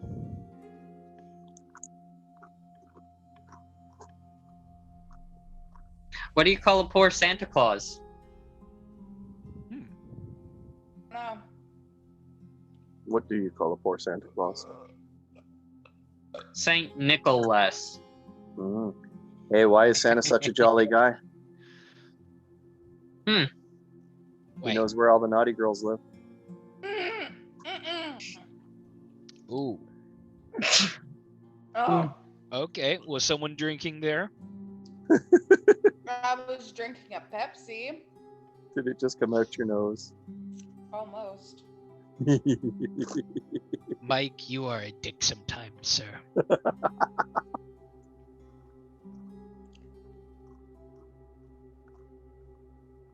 How do you make 7 even? Cut it in half. Take away the S. Yep. Sorry, I had a chip in my mouth, or I would have responded with that one. No. No. It's true, though. No. Did you know through I numerics and wanna math? laugh at it, but no. Do you know through numerics and mathematics that every single word in the English language can break down to 4? Really? Mm-hmm. How so? Okay, pick any word. Pumpkin. How many letters are in pumpkin? 7? Okay, how many letters are in 7?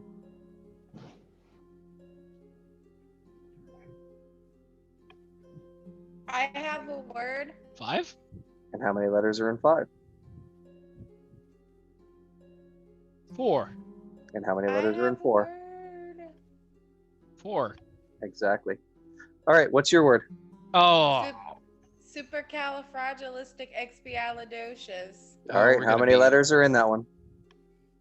12. No, not 12. More than 12. Just search it up. No, that's lame. This is an interesting If I thing. because remember correctly, it's 28. It works with supercalifragilisticexpialidocious as well, because I've had people try that word before on it. I'm just waiting for her to tell me how many letters are I in ordered a chicken and an egg from Amazon. I'll let you know. it. What about dog? Dog has how many letters? 3. How many letters are in 3?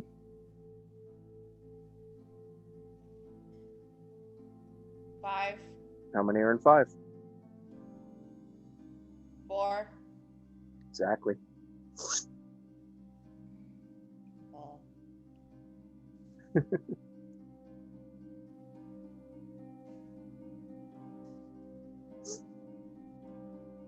What about raccoon? How many letters are in raccoon? Never mind.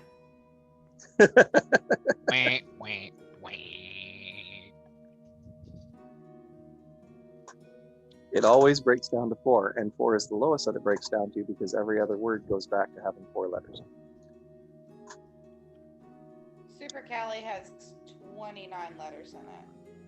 Ah, I was one off. I'm Okay. gonna Google it just to be sure, but Now 29 letters. How many letters in 29?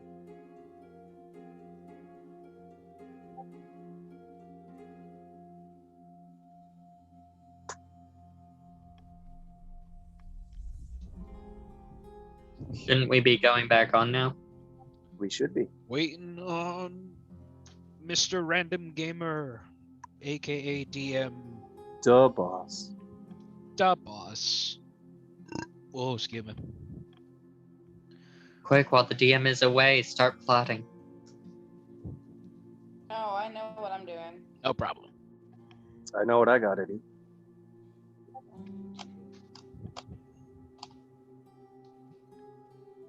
11, counting the hyphen.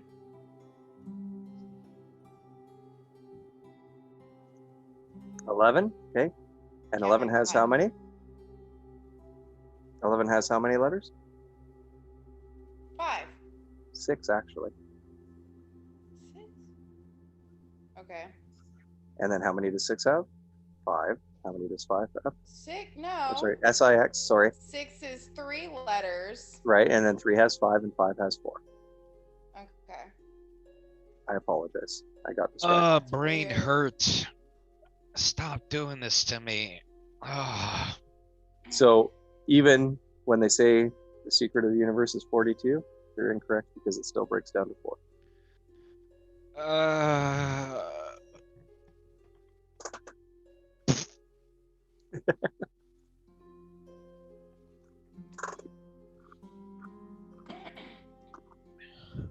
It is too late on a Sunday to be thinking this hard.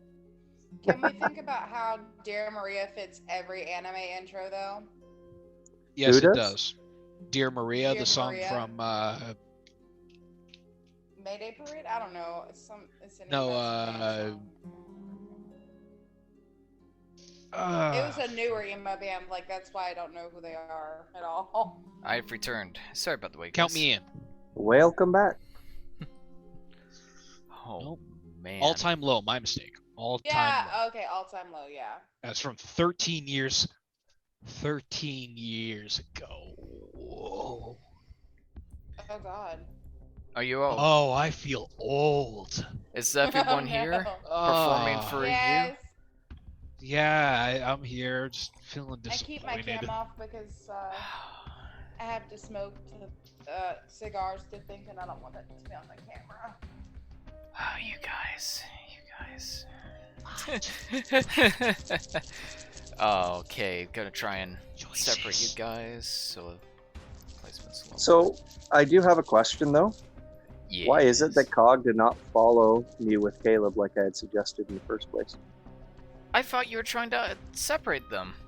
No, I had told you originally to follow me with Clayton or with Caleb when I got Clayton. Wow. So that's why I was wondering apologize. why that There's a didn't happen. Huge error in miscommunication. I apologize. Yes, because that would have totally changed the narrative. That's why I thought I was coming up behind them. I thought that was like the plan. We were going to meet at that location or something. That was the original plan. Shit. And then, I must have Because incredibly no one else could do mis- the bunking like I can. And that was I the original bunk plan. good. I must have completely. I don't know. Fuck! You- I must have completely. Shall we misunderstood retcon the scenario and start from the top? that. Say from we say we pushed. Now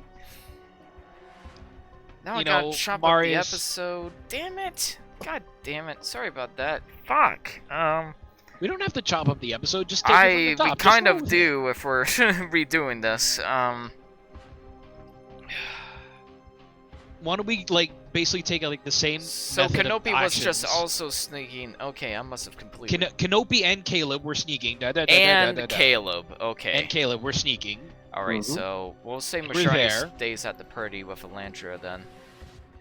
Okay, we're gonna redo that whole scenario. Not the whole sit, but just like the last little bit of it. All The last right. little bit of it. Basically, where I've got a hold of him and I'm like, listen, they know what you did, blah blah blah blah blah, etc. etc. And So- So, then why don't we? Okay.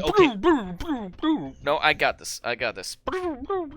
So, we're gonna pretend that the last hour happened, despite how hilarious it was.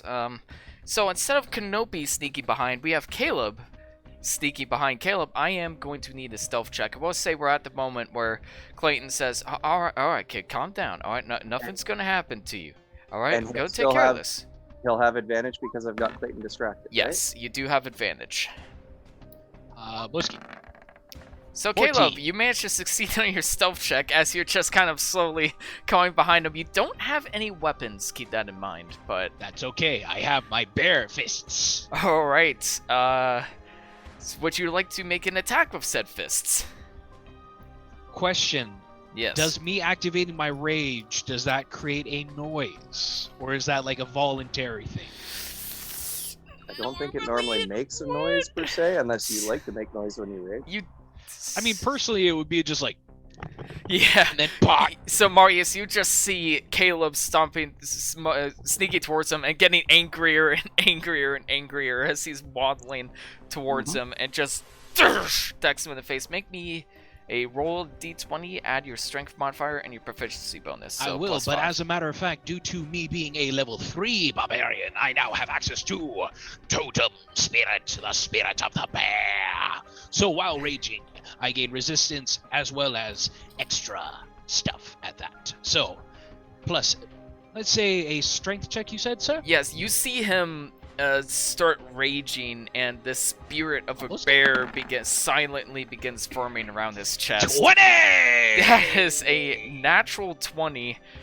So roll me. That is 1 plus strength modifier 4 plus 2 6. Yeah, that knocks him the fuck out. That almost killed him, but that knocks him the fuck out. So you just kind of sneak Nice. behind him. Just whack him on the head with both fists coming down. They just goes out like a light. A little bit of blood pouring out his head, but not enough to kill him as he face plants onto the ground. So As now, Kenobi, you witness this and not fly out a window, unfortunately. so Would now, it say enough as I knock him off, I kind of pick him up over my shoulder and kind of like, oh, there we go, let's go. Yep, alright. Yeah, with that natural 20, you could just heave him over your shoulder angrily. Instead of, like, lightly lifting him up, you just kind of fling him up there. now, Cog will be getting in position behind me, as was talked about. I will cast the Feather Fall. Mhm. I will cast Feather Fall on the party that is there, so they can jump out the window. Alright, we'll say After- Marjani is here, too, for convenience. Sure. After they've gone and made it out, Cog is to knock me out from behind, and then wander away, and then come back and find me unconscious so he can call the guards. Alright, so keep in mind the windows are made of glass, so you will need something to break them before jumping out. Can I open them? Come on. No, they are airship windows. It would And be like I the... break them. You can with your bare fists. Can I I put down the before unconscious he- body. Before he does it, I'm Yeah. going to put a sack up on it so that it doesn't make as much noise when he breaks the window. Alright, make me an athletics check with advantage because you're raging. As you just kind of slap yourself to keep your anger going. And you try and punch through the pillow. Give me an athletics with advantage. And I have proficiency. Let's go, baby. 20. 20, yeah. So you use the pillow, and it's still pretty loud, but not as loud as it could have been, as the whole window shatters underneath your mighty strength as you punch into the pillow, and that just all crashes to the ground. Not as loud as it could have been, not as quiet as it could have been. And the window is now open, and you see Marjani just kind of hyping herself up, like, all right, deep breath.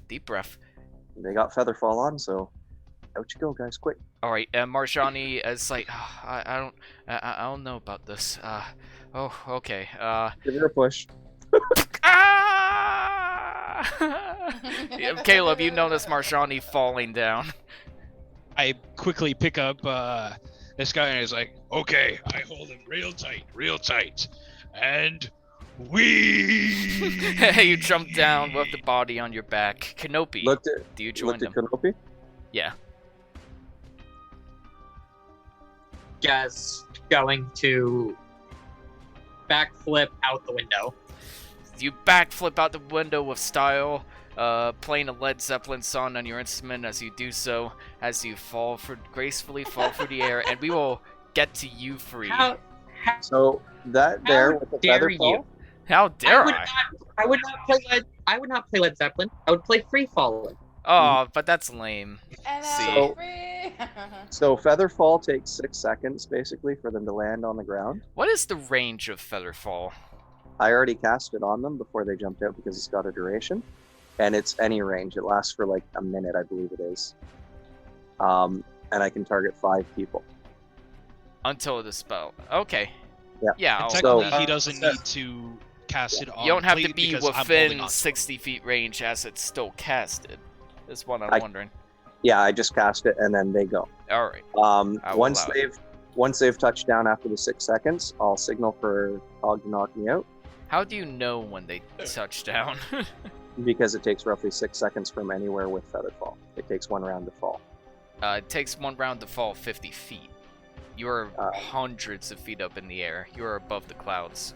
Okay, then I'll watch until they. Or actually- you just watch and look down. It takes about a minute or two, but finally they fall into the ground. Where that ground leads, we will get to later. Because right now, Marius, Cogus look at you and he's like, "Do you think they're dead? No, How can you tell?" because I cast a spell on them. Oh! All right, How can you tell the spell worked? because I know, and I point to the back of my head. Go for it. Oh, right, of course. And he just backhands you with an open palm. Attack. Oh, We're gonna say that knocks you out. As he repeatedly just palms you on the back of the head until you're just knocked out unconscious onto the ground. And a bunch of guards kind of rush over and go like, "What's the commotion? What's going on here?" As Cog raises both hands. What happens with Cog and Marius? We will find out later, because Elandra. But let's go back to you. Okay, I just want to clarify. Yes. Cog knocked me out. He wandered away, came back and found me, and calls for the guards. Right? The guards arrived before he could do so. okay. That's All right. Actually, I'm gonna roll a perception check. I'll make that a little more balanced. See if they heard the commotion. Unfortunately, they did hear the commotion. Well, they'll have disadvantage. They did not hear the commotion. You are one lucky bastard. So yes, that is the plan. Cog left, mentioned to the guards that they were knocked out and they went away. And purposely leaving it vague as if not to raise suspicion about the people that went into the party with you. And we'll find out what happens next. Elandra, you're still dancing alone at the party. Neither Clayton or any of your party members, in that matter, have returned to the party floor. And you can see Marius' father up on the stage just looking around, like very curiously, kind of looks down at his stopwatch, looks back, and leaves the dance floor. What do you do, Elandra? Elandra is. I'm sorry. I was thinking. Okay. Elandra is going to.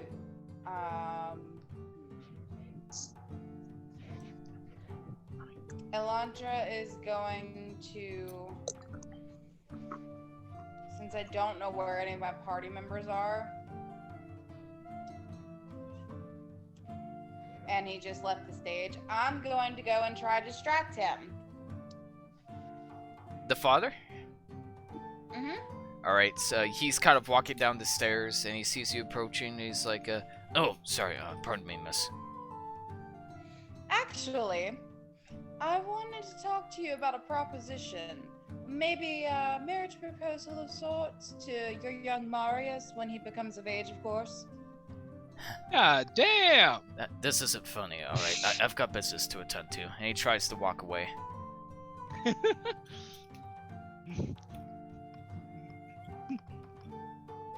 Just out of curiosity, what is your interest in my boy?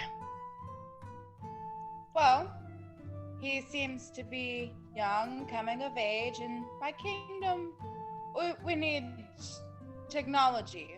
And I've heard that he's pretty good with building things, and I've seen his warforge around, and I think it would be very profitable for both of our kingdoms to, your house and my kingdom, to combine forces.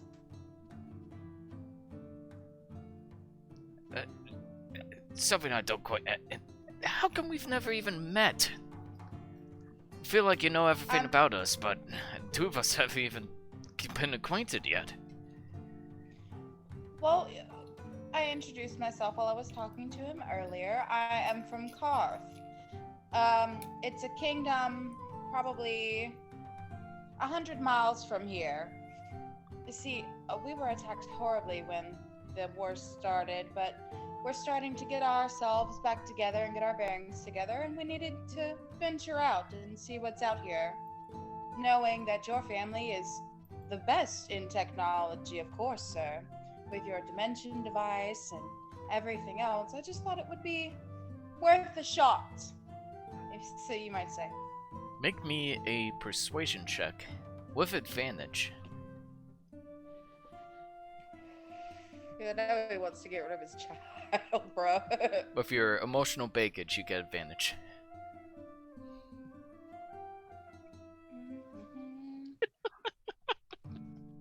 Alright. This is persuasion with advantage, right? Yes. Baggage. Like to Right.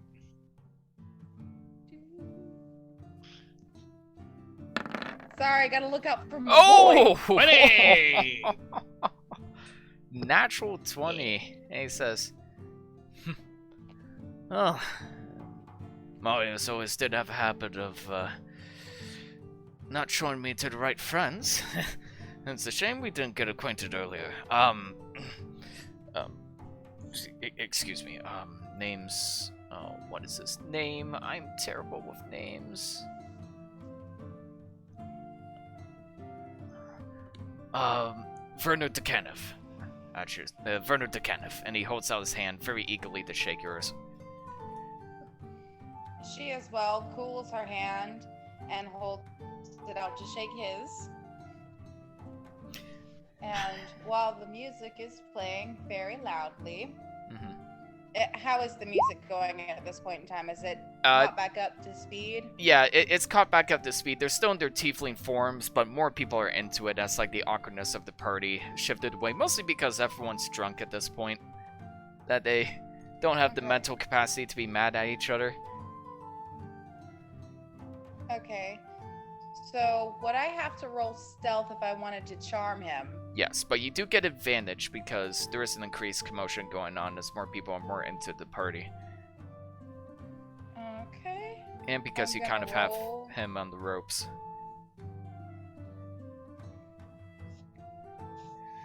Gonna roll stealth with advantage. Does that mean he'll have disadvantage on his saving throw? No. Does not. Just means she won't get noticed. I was hoping he would have had disadvantage because of that persuasion roll. I'm going to say no.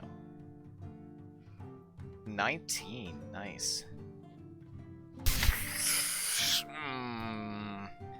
I'm going to be a nice DM and say he has disadvantage. Thank God I did.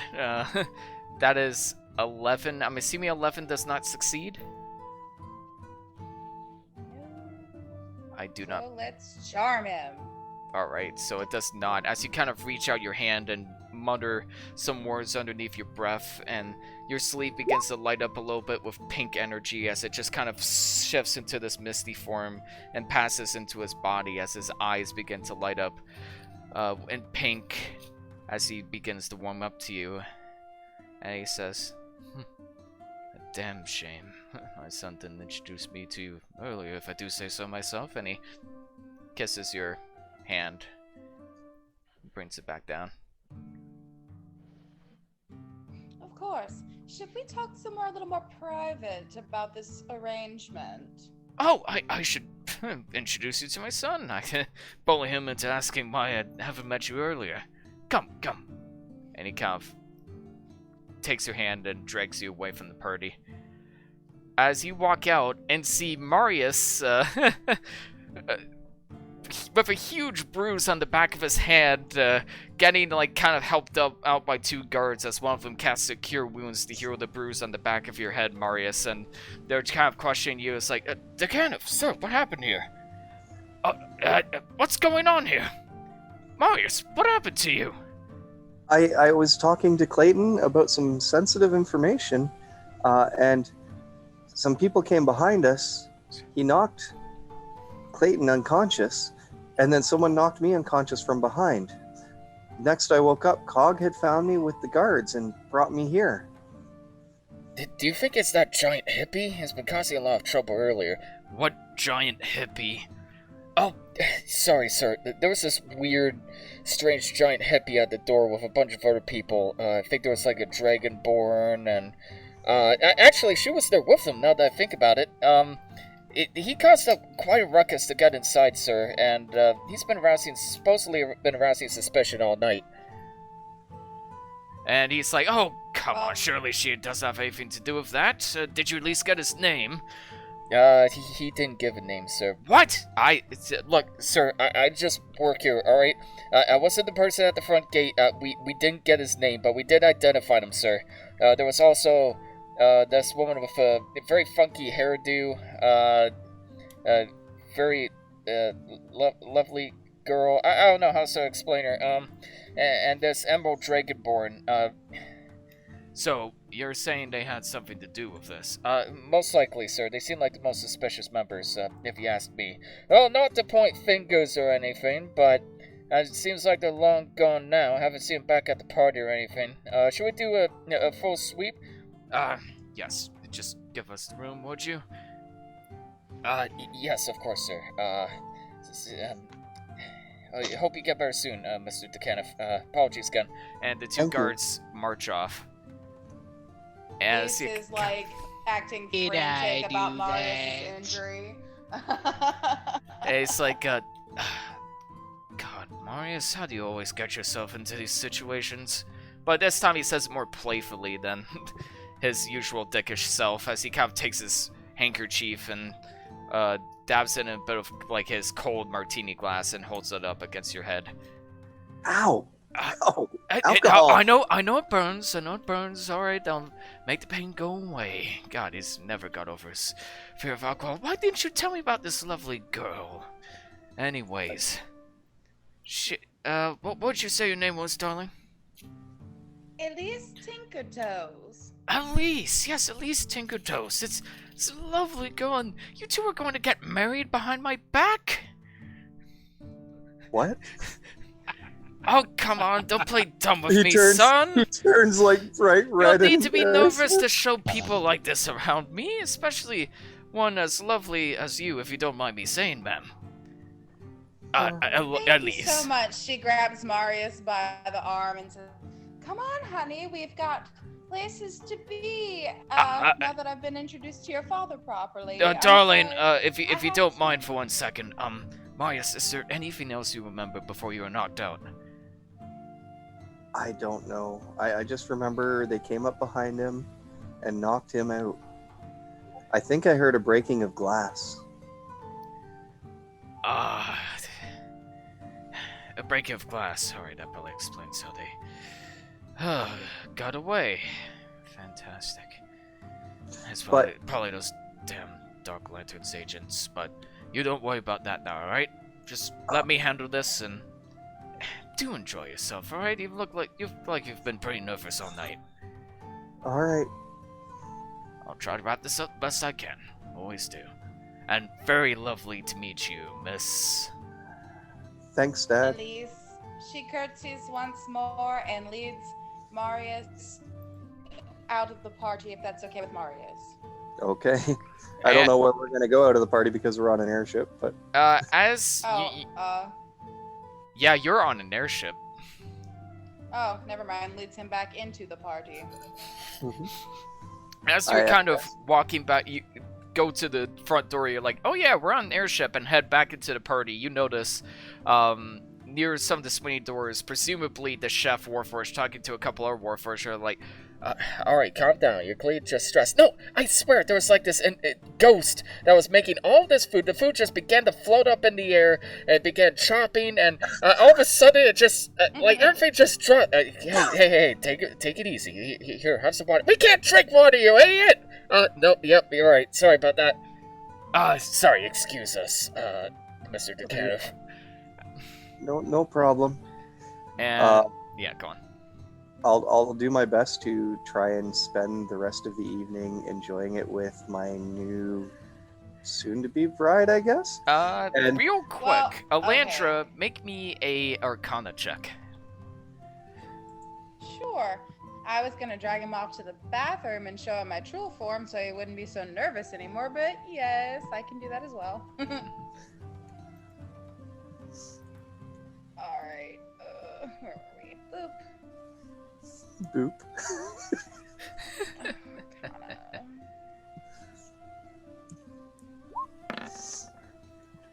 You've had to resort to casting this spell many times before, and you know that the spell only has a 30 feet range. And on top of that, you know when the spell wears off, the victim knows that the spell has been casted onto them.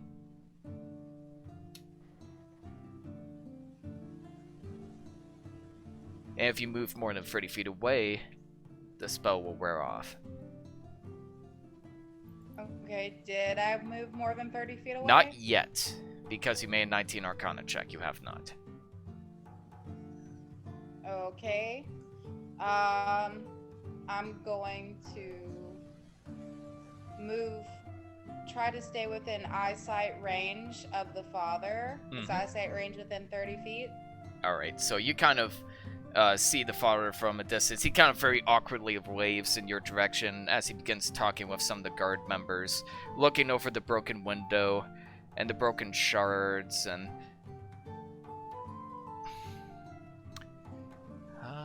Maybe I should roll stealth to do this then. Caleb, roll me a I'm D100. floating. Caleb, roll me. You're not floating. You are floating, but roll me a yes. D100. If you get 50 or higher, something may have dropped. If you roll below 50, nothing managed to be dropped. You are one lucky bastard. Okay. So they I do was not nervous. find any other evidence besides the broken glass and you're like a sheet, a blanket sheet right below it, but that doesn't With a really help them giant out. If anything, if anything, it just kind of fist makes them print in its. raise their eyebrows a bit. And Lantra, Marius, you notice how Lantra is kind of keeping a comfortable, close distance to your father at all times, despite the fact that he told you to head off. Mm-hmm. Is everything okay? Down and whispers. I'm assuming I'm out of earshot as well. Yeah, you Is can that whisper correct? to Marius without any trouble. Okay. She leans down and whispers in his ear. It's me, Alon. Calm down. Just He's go gonna- with it. He's gonna kind of reach Control over the shit. and poke her body to see that it's not an illusion. Okay. My true form. Don't tell anyone. Calm down. Okay. Why does everybody tell me their secrets? He just kind of mumbles to himself. Oh, Why me? Oh, Marius. Well, to be fair, our Tony Stark does have a whole lot of secrets. Yeah. All right. So he's like, let's go back and get a drink. Alright, so, yeah, so Alandra, Marius suggests going back to get a drink, and you know this will take you more than 30 feet away.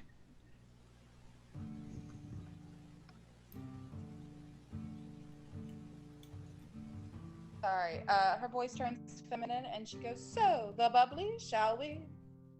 Yes, please. Alright. So, you admit to heading more than 30 feet away in that case. Why? I thought he was in the bar area and Oh! serving drinks around. Oh. You're Did I fuck it up? not I'm technically in the bar area. You're kind of like outside near the exterior of the ship, where like the broken glass, basically where the crime scene happened.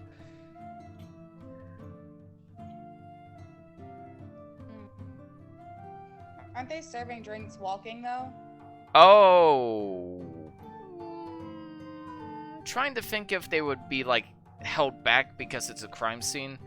But we'll say like there's a couple of Warforged butlers that are kind of like stopped at their tracks because they're analyzing. It's like, alright, can you step back a little bit, please? And yeah, you can Marius take a will couple move of it. drinks from them. I don't really know why she's hanging out with us, but I like her.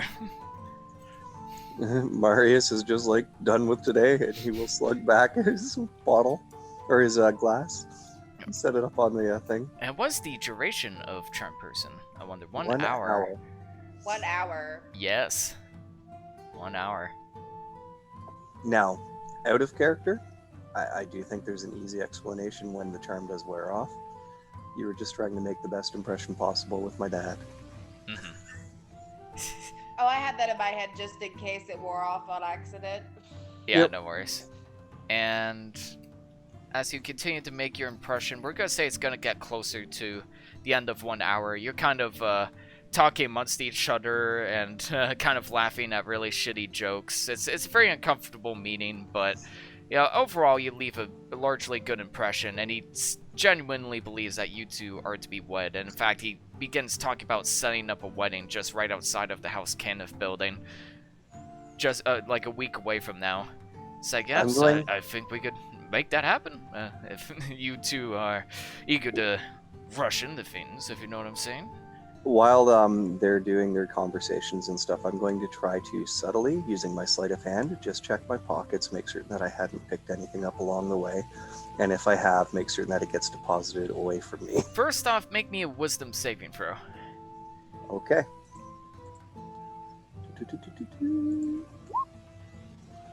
Oh, Second 21. off, make me It a would be a sleight of 21. hand check. I have to take the advantage off there, or disadvantage off. That's fine.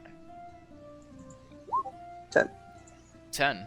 As far as you could tell, as you kind of you quickly and hastily search for your pockets, you do go through pretty quickly, but you don't seem to notice anything out of the ordinary. Good, good. And as the last hour approaches of the spell, what do you do?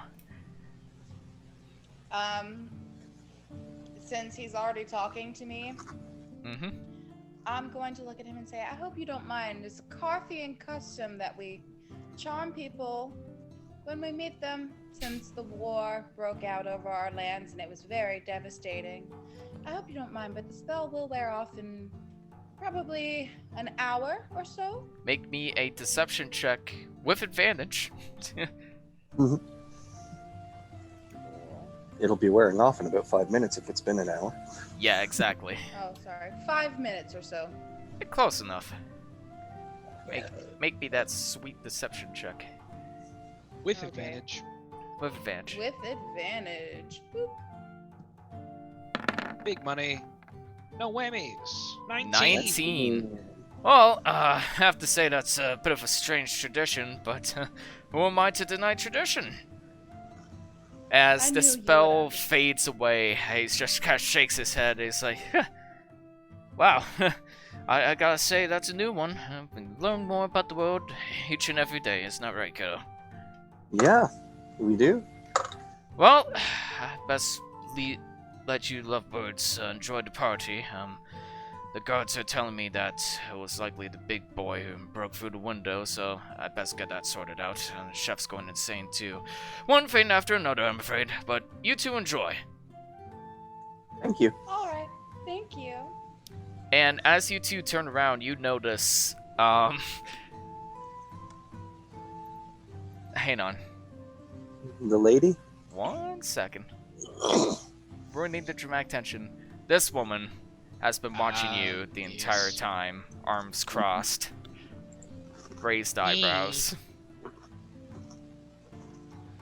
You wouldn't happen to know where Clayton ran off to, would you?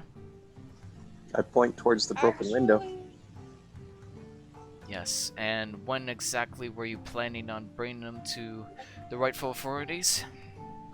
I didn't kidnap him. I was knocked unconscious too.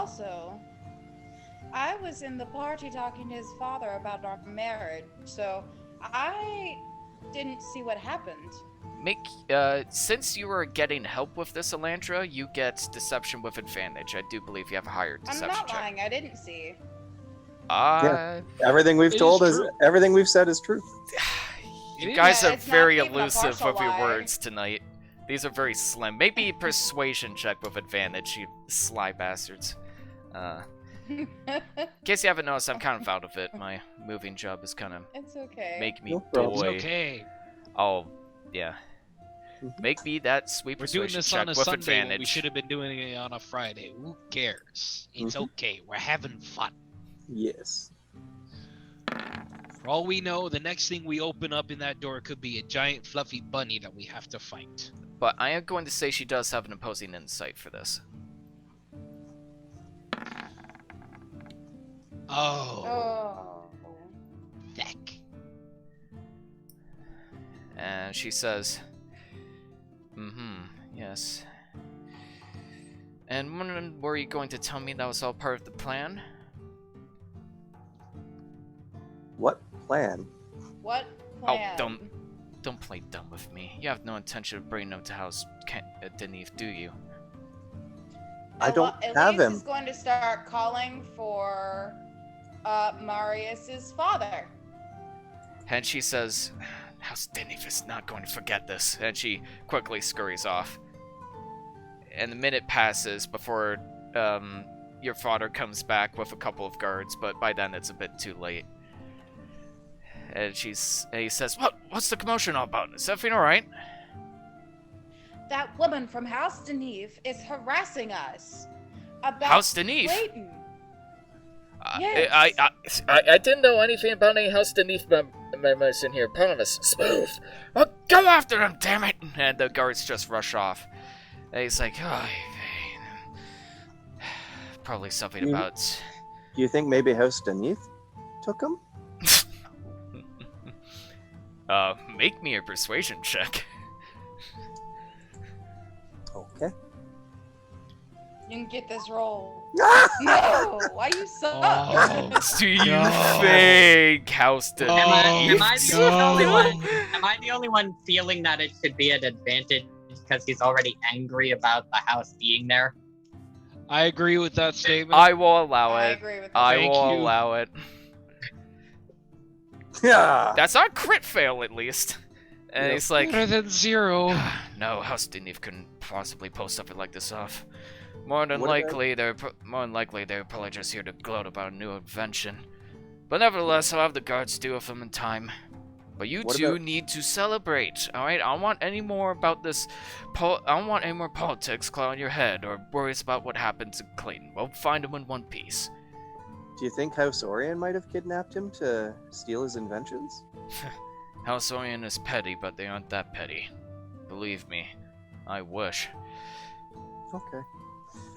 And Come on, I will dear, go. Let's go dance. All right, and I'll go with Elan, and we shall go drink and dance and enjoy ourselves. Alright, so you'll drink and dance and enjoy yourselves until the party is over. Meanwhile, hard cut to everyone falling through the sky. You see Marshani is just looking down like, ah! And while Caleb is like, yeah, this is awesome. Okay, so would any of you happen You to know know what? where Just for the hell of it, while we're falling through the fire and the flame. Yeah, you just begin playing that bum bum. Due to copyright infringement, I unfortunately cannot play that music. Whereas, Really fast metal music. so that is an amazing performance. You get everybody hyped up, and even Marjani goes from a worried face to like, yeah, let's do this, and just spreads out her arms. Where is there an approximate location of where you'd like to land? Well, hopefully any sort of... Well, with Featherfall, it doesn't matter where we land, really. will be protected if we don't have to like fall from like a great height Feather- or fall to like Yeah, like Featherfall, you're Yeah. fine Yeah. for the fall. Mhm. But I think what he's saying is, in the city, is there a specific area of the city where Yeah, you're where trying do you to want- avoid where do I you it? wish wanna to go? drop either right outside the headquarters or right outside the city. Either just like right there. And I'd say then find a way probably- to get into the Dark Lanterns from I there, wouldn't or- recommend going straight to the headquarters, because if any of the town guards see people falling straight to a building, they are going to come investigate. So should we land outside the city? I The problem recommend is, if I you- recommend about a block away from the headquarters, and then we just move in the shadows over to it. Yes, Sounds because like a you got to plan. remember you still have an unconscious body with you. All right. Yes, that's what I'm saying. That was really loud. It Yeah, scared the sorry, let me crap out of turn me. that down a little bit. Holy crap. All right, so are you going to try and approach, like, just outside of the headquarters, which is the Church of the Silver Flame? Are you going to try Sure. and be sneaky about your descent? Okay. All right, Yes. so if that's the case, We're gonna be sneaky. I will need stealth checks from both Caleb and Kenobi, and Marjani will make one as well. And Cog. Wait, no, Cog's not there. How long has it been since we've been falling? You've been falling. Let's see. 1 round is 6 seconds. I'd say You're about I'd say 600 feet in the 7 seconds. air, so 60. I'd say about a minute now. Okay, so my rage has worn off. Yeah, after your 11 rage has minutes. worn off. It's like ah. Okay, ah! I still have 1 charge of rage left, so that. But I'm still just gonna make a sneaky sneak stealth check. Sneaky sneak. Nice. All right. Sneaky sneak. She's gonna make Sneaky sneak.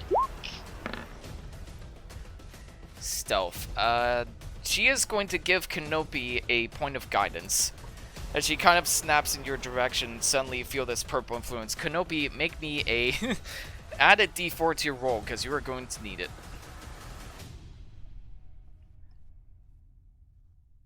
That is not high enough, unfortunately. Well, the dice really said German for no. It is actually a group stealth, would it not be? it I have a point of would. inspiration banked. Can I give it to Kenobi? You could, yes. There you go. Alright, so you can roll again, Kenobi, and take the higher number. Yes, it is a group stealth roll. That is better, and you can roll the D4 again as well. I'll allow it. That is just enough to make it with the group stealth check. Okay. Guards are very perceptive as you kind of hide through the clouds, and Marjani, you're kind of like out in the open, but the guidance kind of shoves you into one of the clouds and hides you as the guards I mean, kind of look if- up and go like, what was that?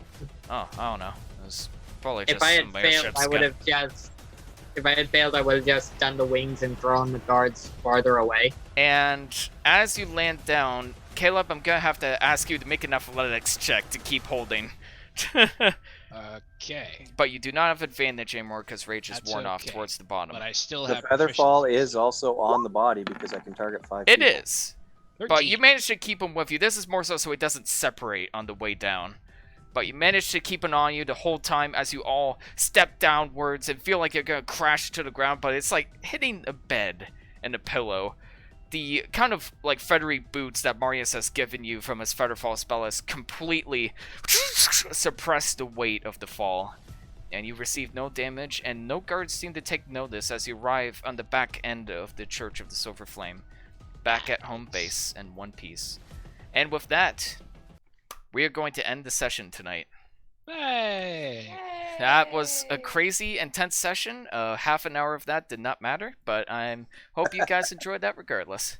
That's okay. It's a we were on the wrong timeline. We had to, do all that stuff. That's Yeah, relevant A right now. lot happened in that session, though. That was great. That's Look, probably when my it favorite got- session Mission so far. accomplished. When in doubt, blame Doctor Strange. Yep. Yeah. I was going to say blame Loki and the TVA. Blame Loki and Owen Wilson. Anyways, have a great night, everybody, and keep an eye Until out. next Until next time. Sorry, I'll let you do it. Remember, stay safe, stay healthy, and stay nerdy, my friends. Bye bye. Bye-bye. Take Good care. night, everybody. Bye-bye. Good night.